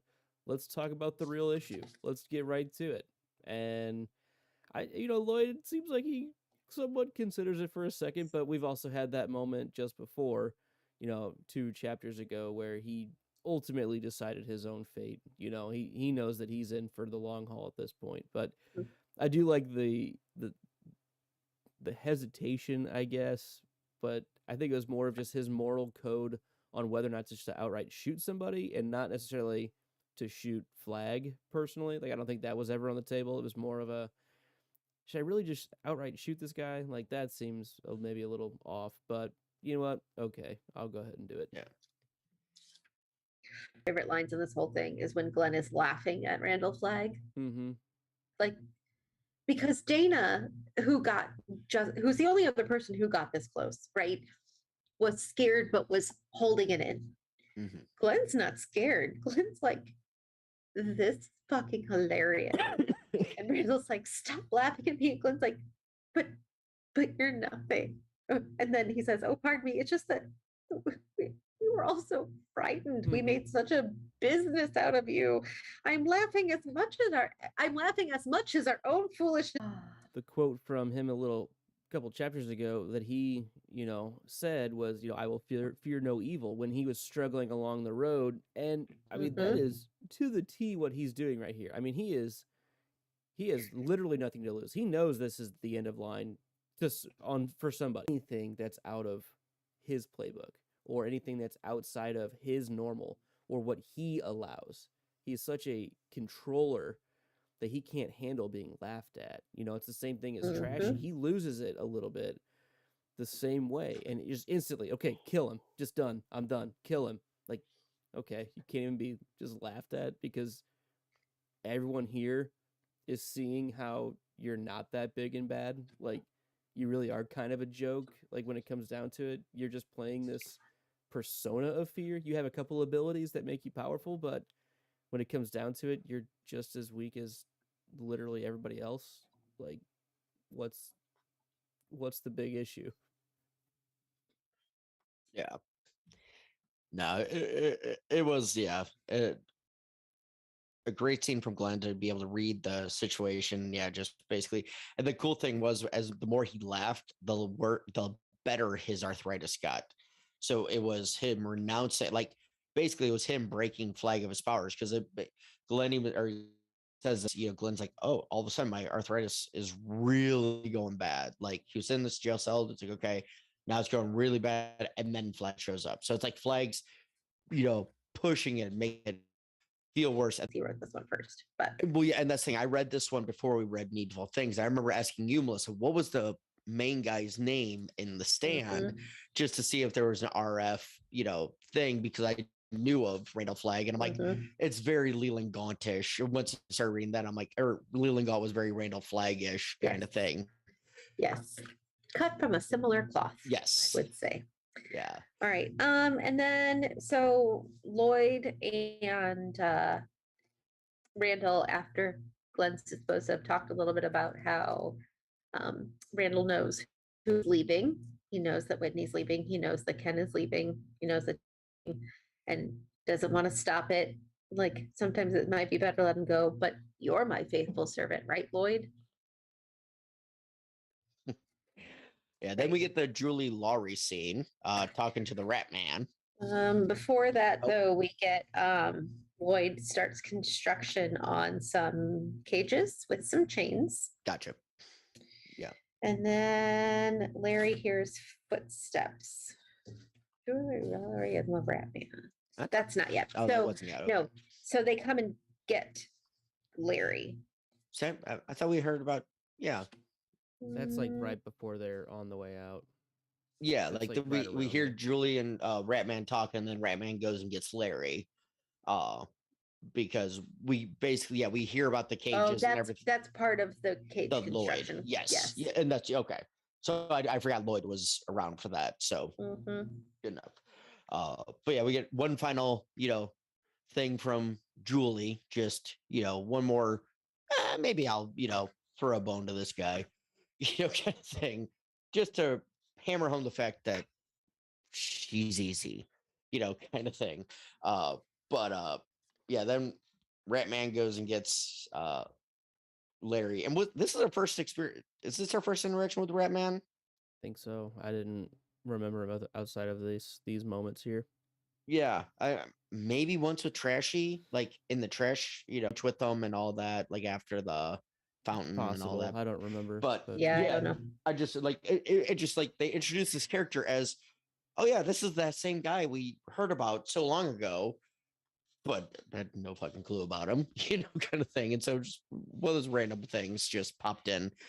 But yeah, so Larry and Ralph are brought to the cages in front of everyone. I like how Larry, analyzes where the crowd is throughout this whole scene, right? He kind of sees there might be writing on the wall a little bit, that everyone looks a little uneasy about what's going on. And he picks out several different people throughout this that are in the crowd watching this whole showdown, if you want to call it this public execution.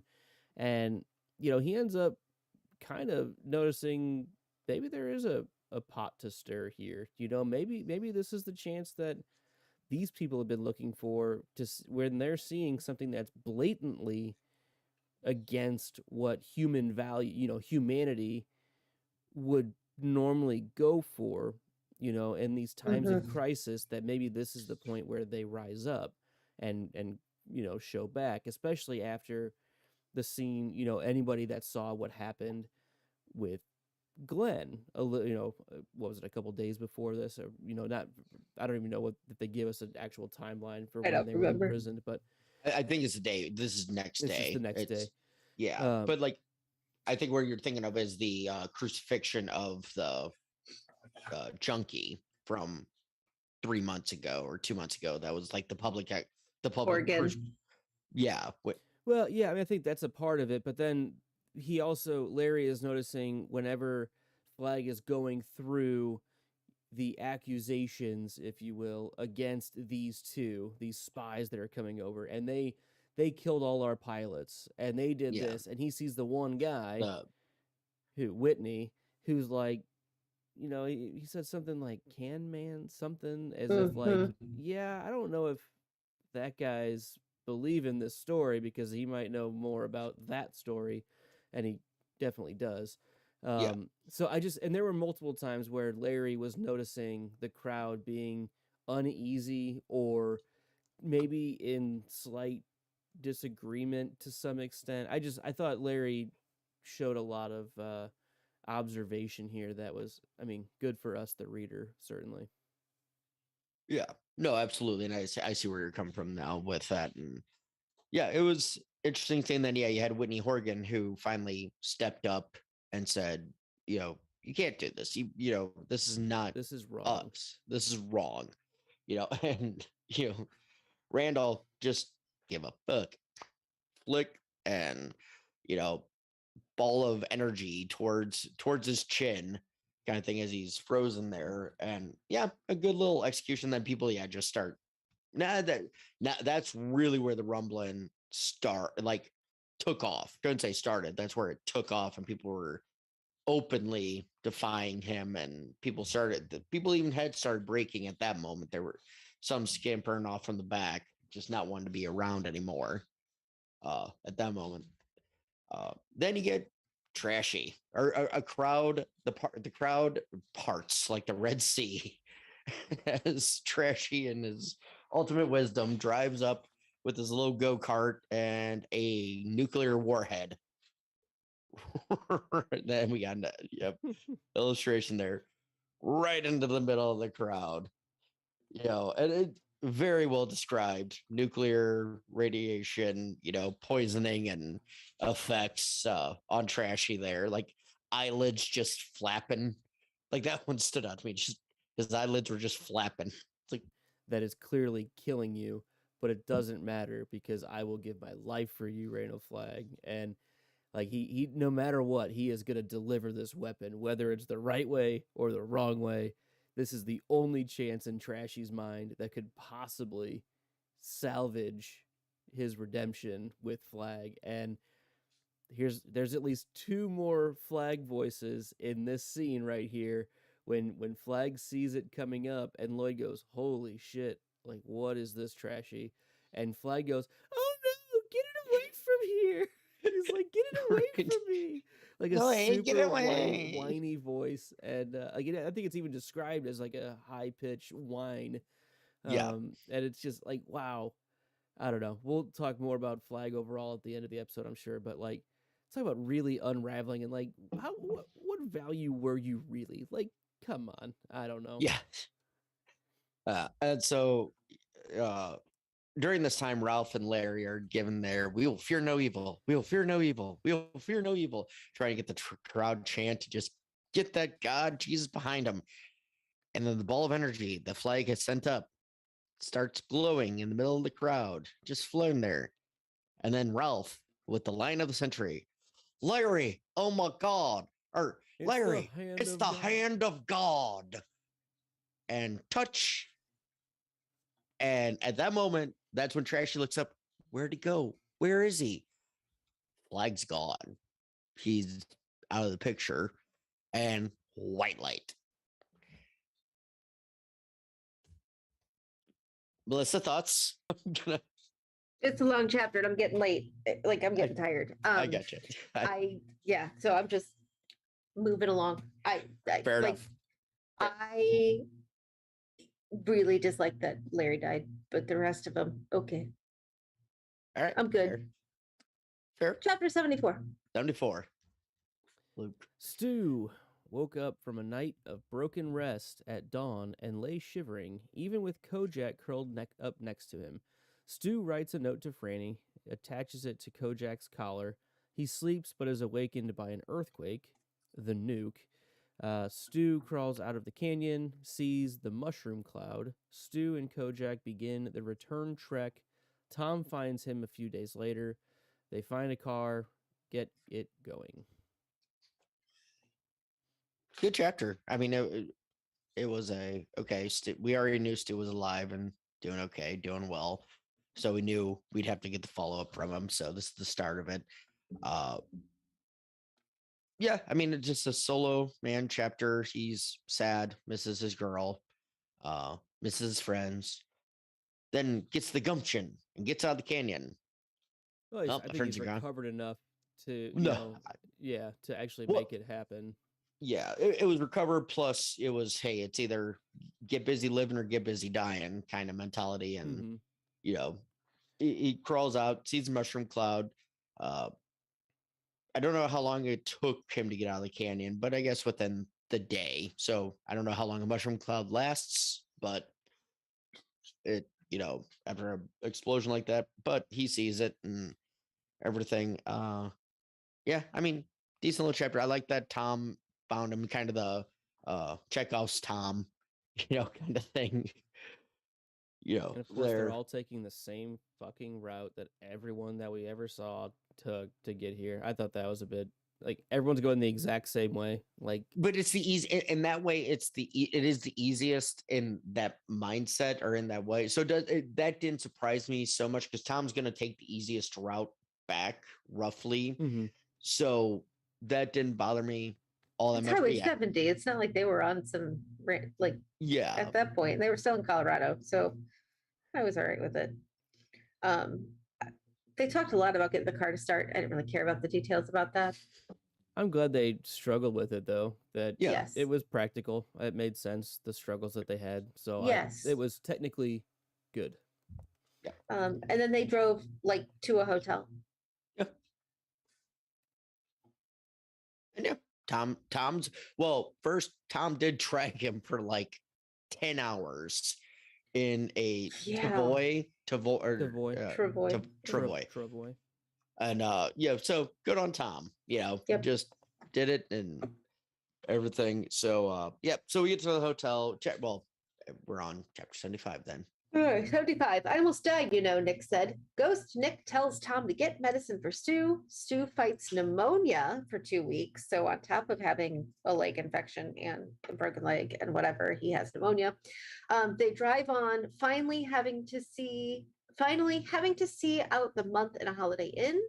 They find a snowmobile. They crash the snowmobile.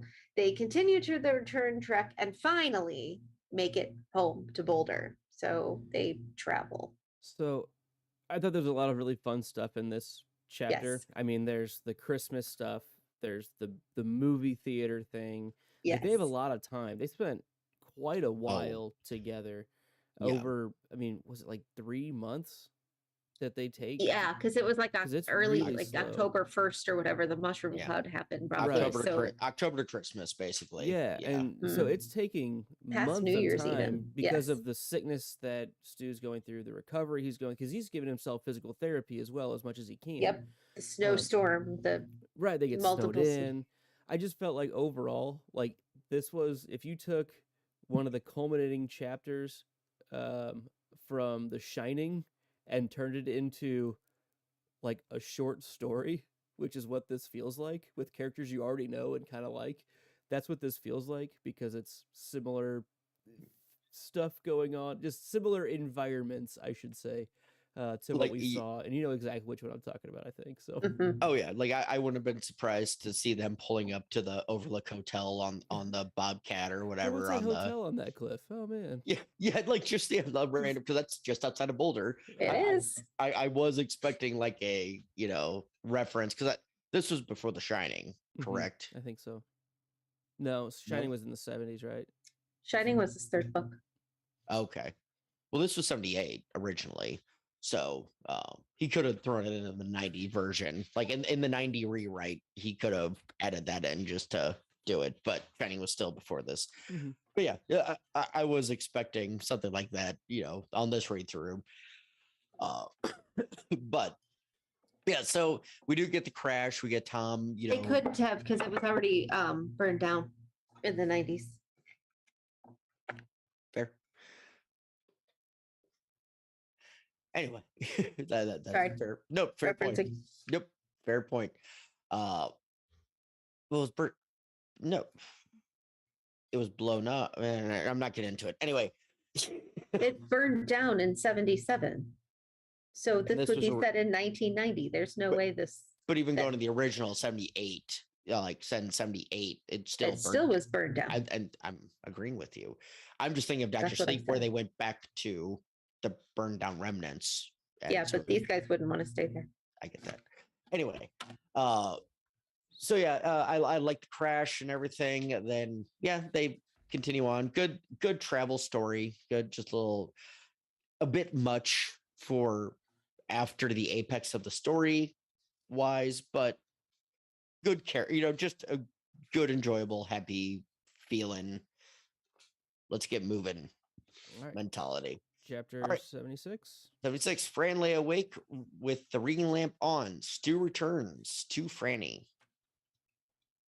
Okay, That's about it. he's back. It's this long. Yeah, I don't even remember it. I mean, It Yeah. was like this. she's laying in the That's it. hospital. Yeah, that's about it. All right, He's real. 77. Yeah, no, it can't be. Yeah, that's okay.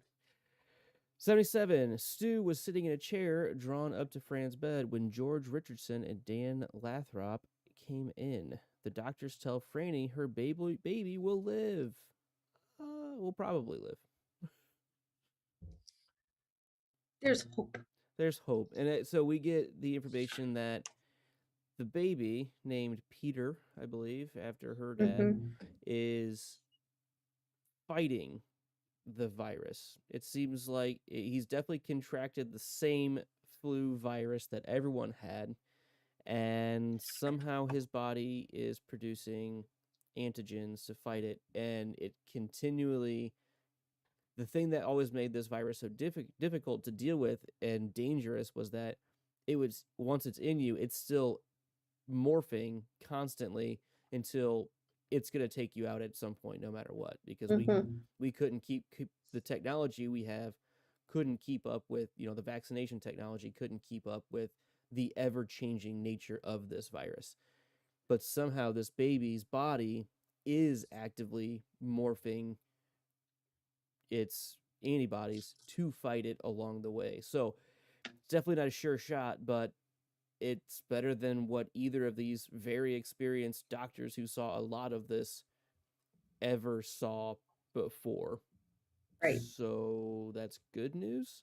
And maybe not every baby that's born in the free zone will have the same thing, or, in this time period now will, The babies who have it like the single parent right. of They immunity. might not all Yeah. make it, but it's at least Yeah. a positive sign of hope. Right.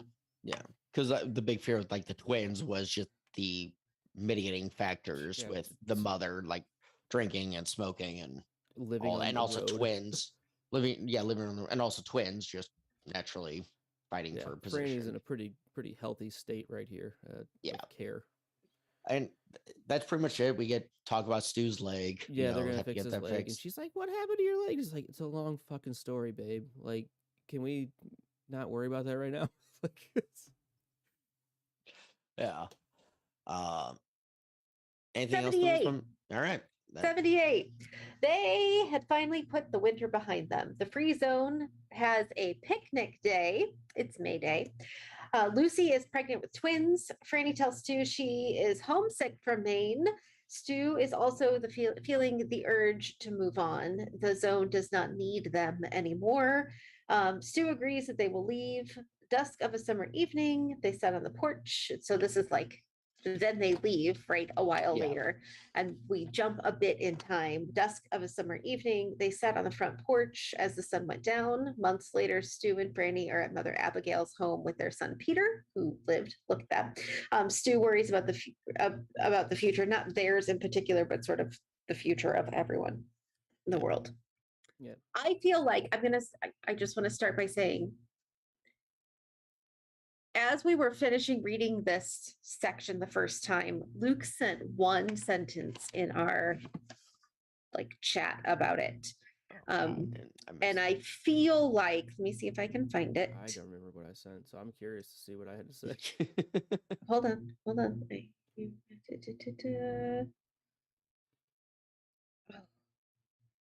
It wasn't to me. It wasn't in our chat. Hold on. I am going to find it because I read it, laughed out loud, and then like put it in my memory, which is funny because I don't actually do that.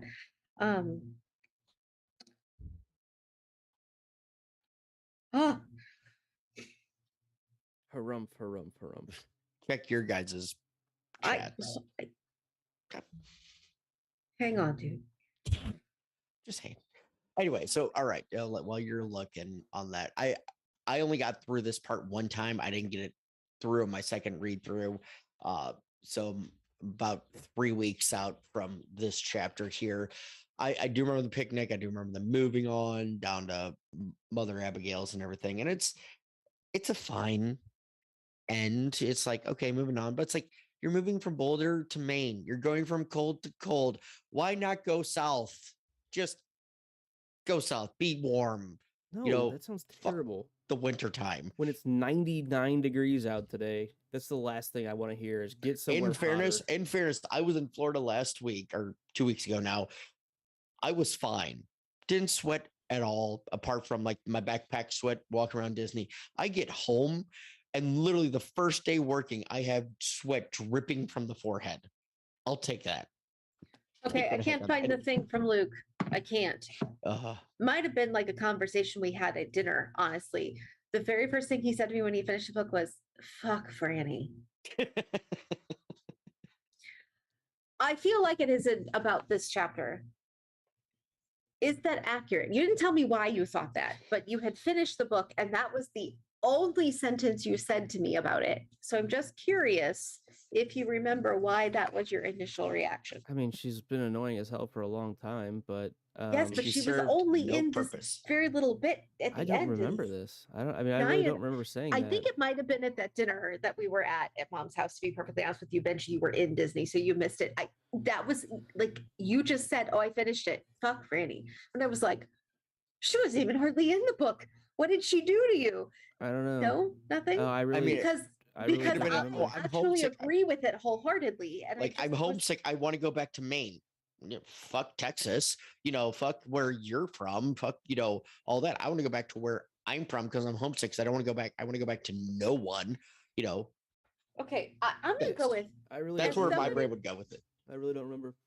Okay, so Franny drives me batshit crazy for multiple reasons, and also like things that are beyond her control, like being poorly written. As somebody who has had an emergency C-section, the last thing I'm going to do is, with the potential of having more children, leave the only doctors. Right? Like all of the other reasons I don't even give a shit about. But if you're going to have more children, you already had one emergency C-section. You need to stay by doctors. Maybe move to Kansas, right? Like, or Oklahoma, or somewhere even that Texas. You could get back in a few days to the doctors who you need to, because she's gonna die. And she's already pregnant by the time they get to Mother Abigail's. Right. She's going to die. It's not going to work. That is my assumption. Oh, and yes, okay, there are, but like, then Stu is going to be stuck in fucking Maine with 2 kids under 2 alone. I mean, I was having like a whole mom thing about her, and like it annoyed me the first time I read this back in, I can tell you the year. It was I think it was right at 2000 that I read this, 2000 or 2001. But this time around, I was like, well, that's just stupid. That's all. Well, on Yeah. my reread that I was working through just today on this section, I only got through 75, so I didn't technically get through her. I didn't get to her at all. Yeah, me So, either. I don't got remember this- 74 whatever it or was. 75, yeah. Thanks for backing me up. Because she sucks. So, No, she, she do- in does. general, She is not, really does. not a And good she had character. so much potential. She could have Yeah. been great. She could have been great. She started off strong, strong, independent woman. I don't need no fucking man, And then I need all the men, and I then I- only need men. And Yeah. what am I gonna do without my man? I know I'm gonna drive myself out in the middle of nowhere and die. All right. Yeah. Epilogue.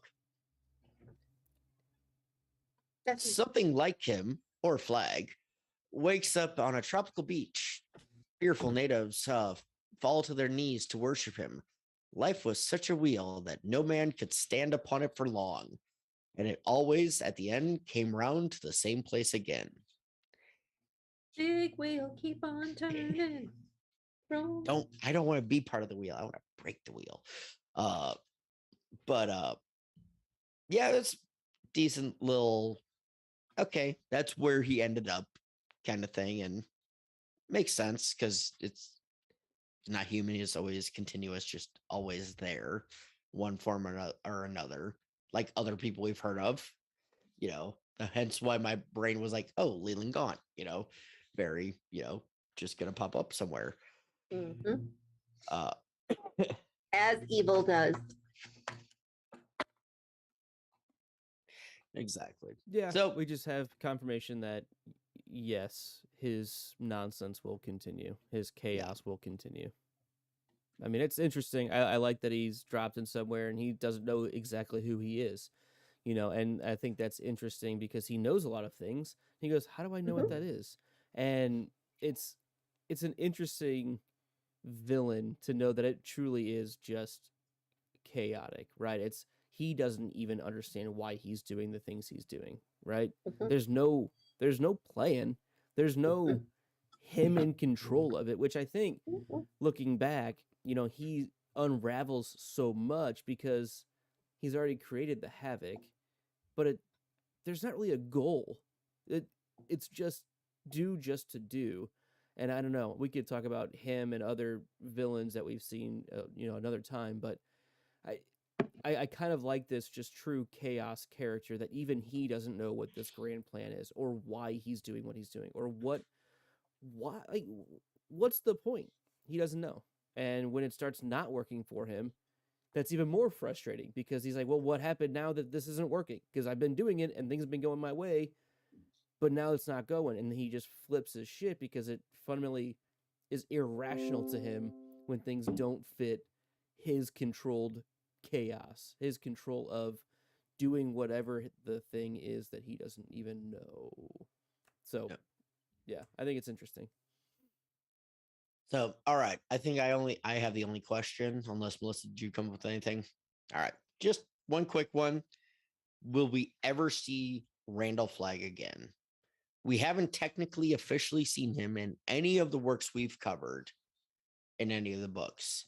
Do you think King will ever bring him back? I feel like it would be pretty easy to do so. I mean, it's a pretty classic type of character that you could just it's a Loki type character to some extent. You can throw that piece in any story and use it in 1,000 different types of ways and it's going to fit. It's going to work. And it's also it can be a scapegoat to use it again because it can Yeah. just be like, well, then it just got rid of, RF, whatever the name is, and that'll be a real quick tell. Because every single name on all of those are all RF and it's really obvious. So I bet he won't just because it would be too obvious at this point. Like anyone that's read this would catch that immediately and be like, okay, well, I already know this character. Like, even though that character doesn't know himself necessarily, but Yeah. we would know basically everything about him to some extent. It could be done, but I don't think King plans on it, at least from what I've seen in his other stuff. Melissa, any thoughts? Yes. Care to expound? No. Fair. All right. On to my favorite thing from this section. Larry. Melissa? Larry. Larry. Okay. Larry.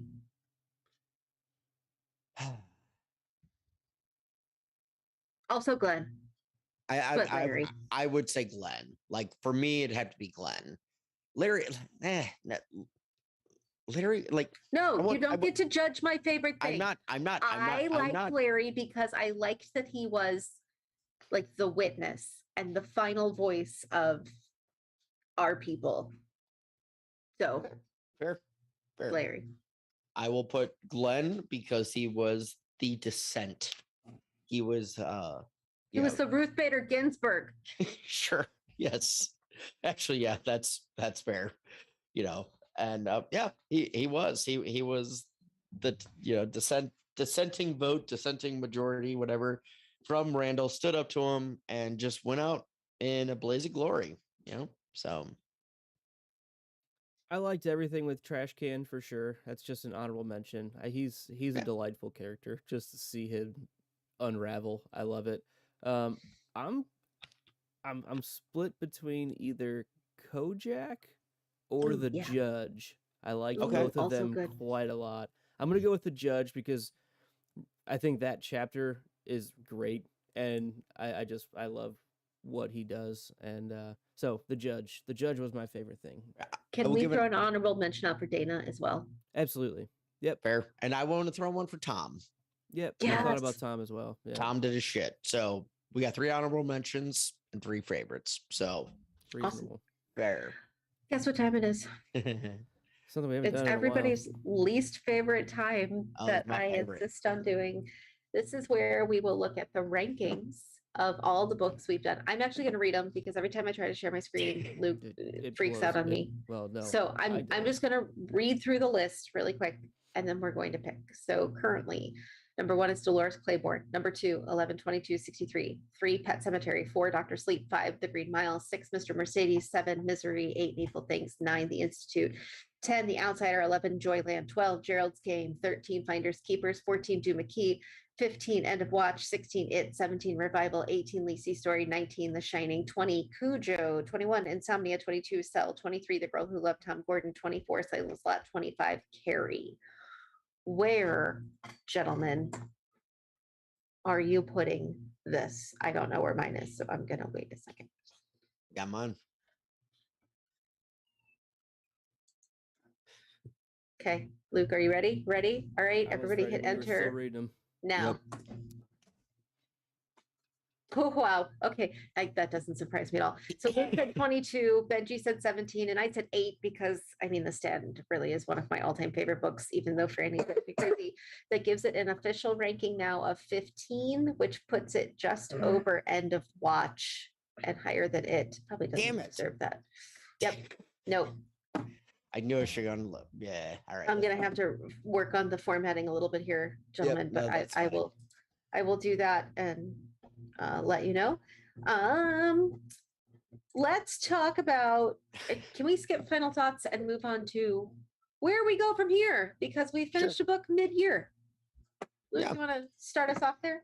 Yeah, so something that along with our monthly book club that we had been trying to do that we didn't keep up with well, but we've done is, and we did this for It as well. So at the end of It, we did do the movie reviews and the miniseries reviews. So The Stand has 2 different adaptations, visual adaptations, I'll say, that we have chosen, I believe, the 1994 version, and we are going to watch it on our own and come back and discuss that in a month from now.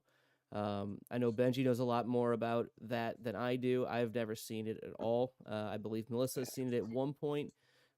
So it should be a quite a diverse thought process that we're all bringing to it. Yeah, can I give my quick? Sure. Because I was asked to pick between the 2, and I chose the 94 because I think it's structurally more along the lines of the book, as opposed to the 2020 version. And they're just better actors, and just I enjoyed the 94 version better. But It's so that's just want to put that out there of it was a personal choice and I made it. So if you don't like it, yeah, let me know. Yeah. No, So don't. We gave him free reign, so it's his choice and not yours. And too Well, bad. no, but I understand. Yeah, I don't care. I'm not Own changing it, Benji.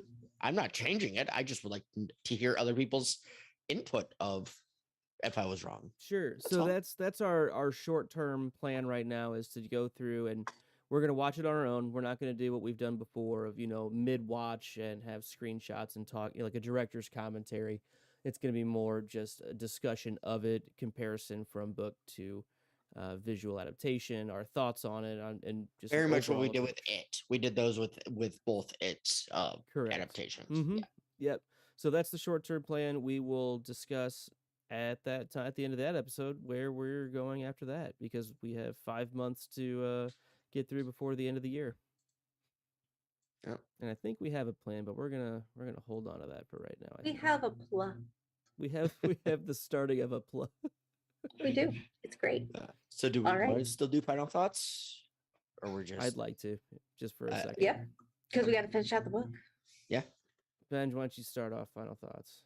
So the first time I read this book, I really disliked it. I'm not gonna lie, I really just did not like the book at all. I knew it was one of Melissa's favorites and everything. And I'm like, why? I didn't get it on this read through the second time. Actually, it's not the third time through. I enjoyed it more. I looked better at the character delve over the story. Like the story's not great, especially towards the end. The characters are very good for the most part. Franny is a blaring exception to that. But it's a good character build, narrative, and everything like that. The story itself is weak. It's just not enjoyable. It's not satisfying, but it's not bad. I definitely recommend this for anybody to read with knowing that you might not actually enjoy where it goes, but no, take it for the journey apart from the destination. This is a journey book, not a destination book. Yeah, I'd agree with that. I mean, I think my overall thoughts are this book is probably way too long for its own good. I think there are a lot of really, really great moments that get strung together. It's like trying to do too much, and it does some of them really, really well, and a lot of other things I didn't think really served any real narrative purpose other than move piece to piece. I enjoyed the first part of this book a lot.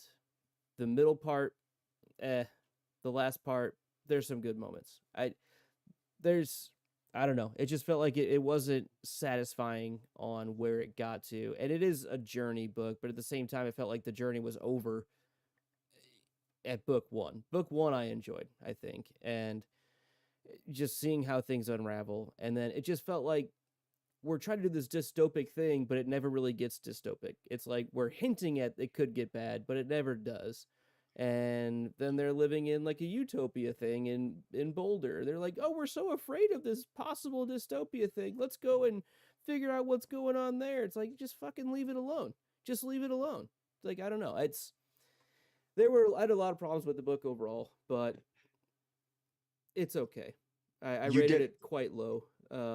But that's really just comparing it to a lot of other books in that list that I like much better. And that includes things like it. That includes, I put it lower than Insomnia on my list because I thought that is a more useful book in general in terms of King's work. I thought there's a lot in there that was interesting. So I'm picking, different, our list is difficult to work with. We all know that. We all complain about it. But that's why I rated it so low. I didn't dislike the book. It's just, I wouldn't put this in the same ballpark as some of the other books and the upper echelon on this list. And I agreed. And you did have one line to me the other day that stood out to me that was great. And I don't think you remember it. I'm sure I do. It's a book that tries to be good several times, but just doesn't. I do feel that way. I feel like it's trying to be so good, and it just never gets there. I really think that's how I feel about it. Thanks for bringing that up, because I think that's putting a bow on exactly how I feel. It's doing everything it can to be a good book, and then just doesn't achieve it. Sorry. It's okay. Those So are my Melissa- I feelings. don't have any final thoughts because it is one of my favorite Stephen King books. I love the fact that it starts with very real world like pandemic, and even though we just lived through a pandemic where lots of people died, it wasn't 90 some odd percent of the population, and so it's not quite as devastating. But to me, I like books that have that like it could happen piece to it, and a lot of Stephen King doesn't. Like there's some of it, but then it goes off the rails really quickly, and this took a long time in real world for me, and I liked that. And then the supernatural rolled in so slowly with the dreams and but the human stuff, I liked that it was long. I liked that we lived in real human world with real human reactions to this real possible problem for a long time, and it was like it seeped into their pores, the supernatural piece. I liked that a lot.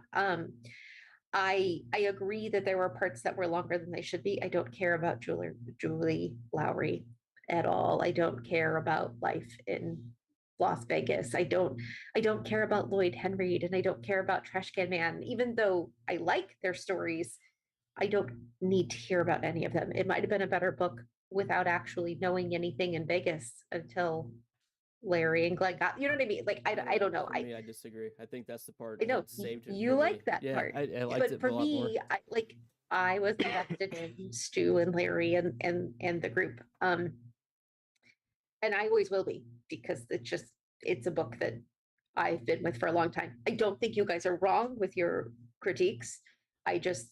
It fits a place for me. No, That- Absolutely. I You're mean, not wrong, but it doesn't make it still not one of my favorites. No, So that wasn't my goal at all. Exactly. I mean, same thoughts not- me and you.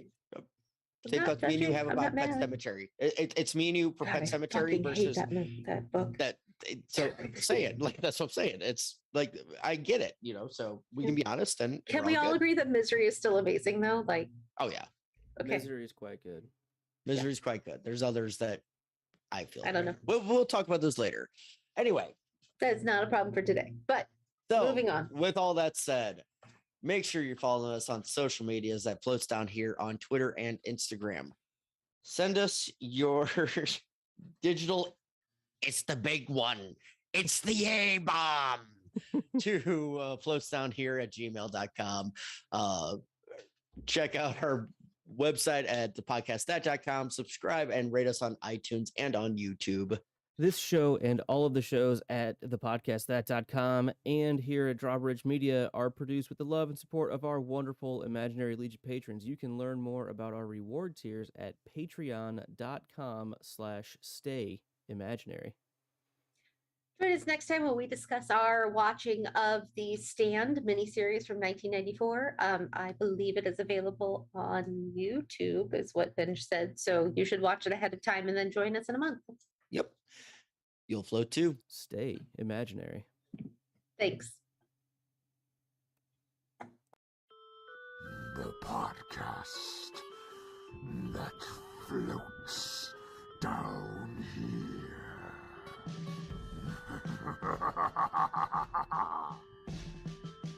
Hi, I'm Melissa, your Stephen King veteran. Hi, I'm Ben, the Stephen King and horror film fanboy. And hello, I'm Luke, your first time Stephen King reader.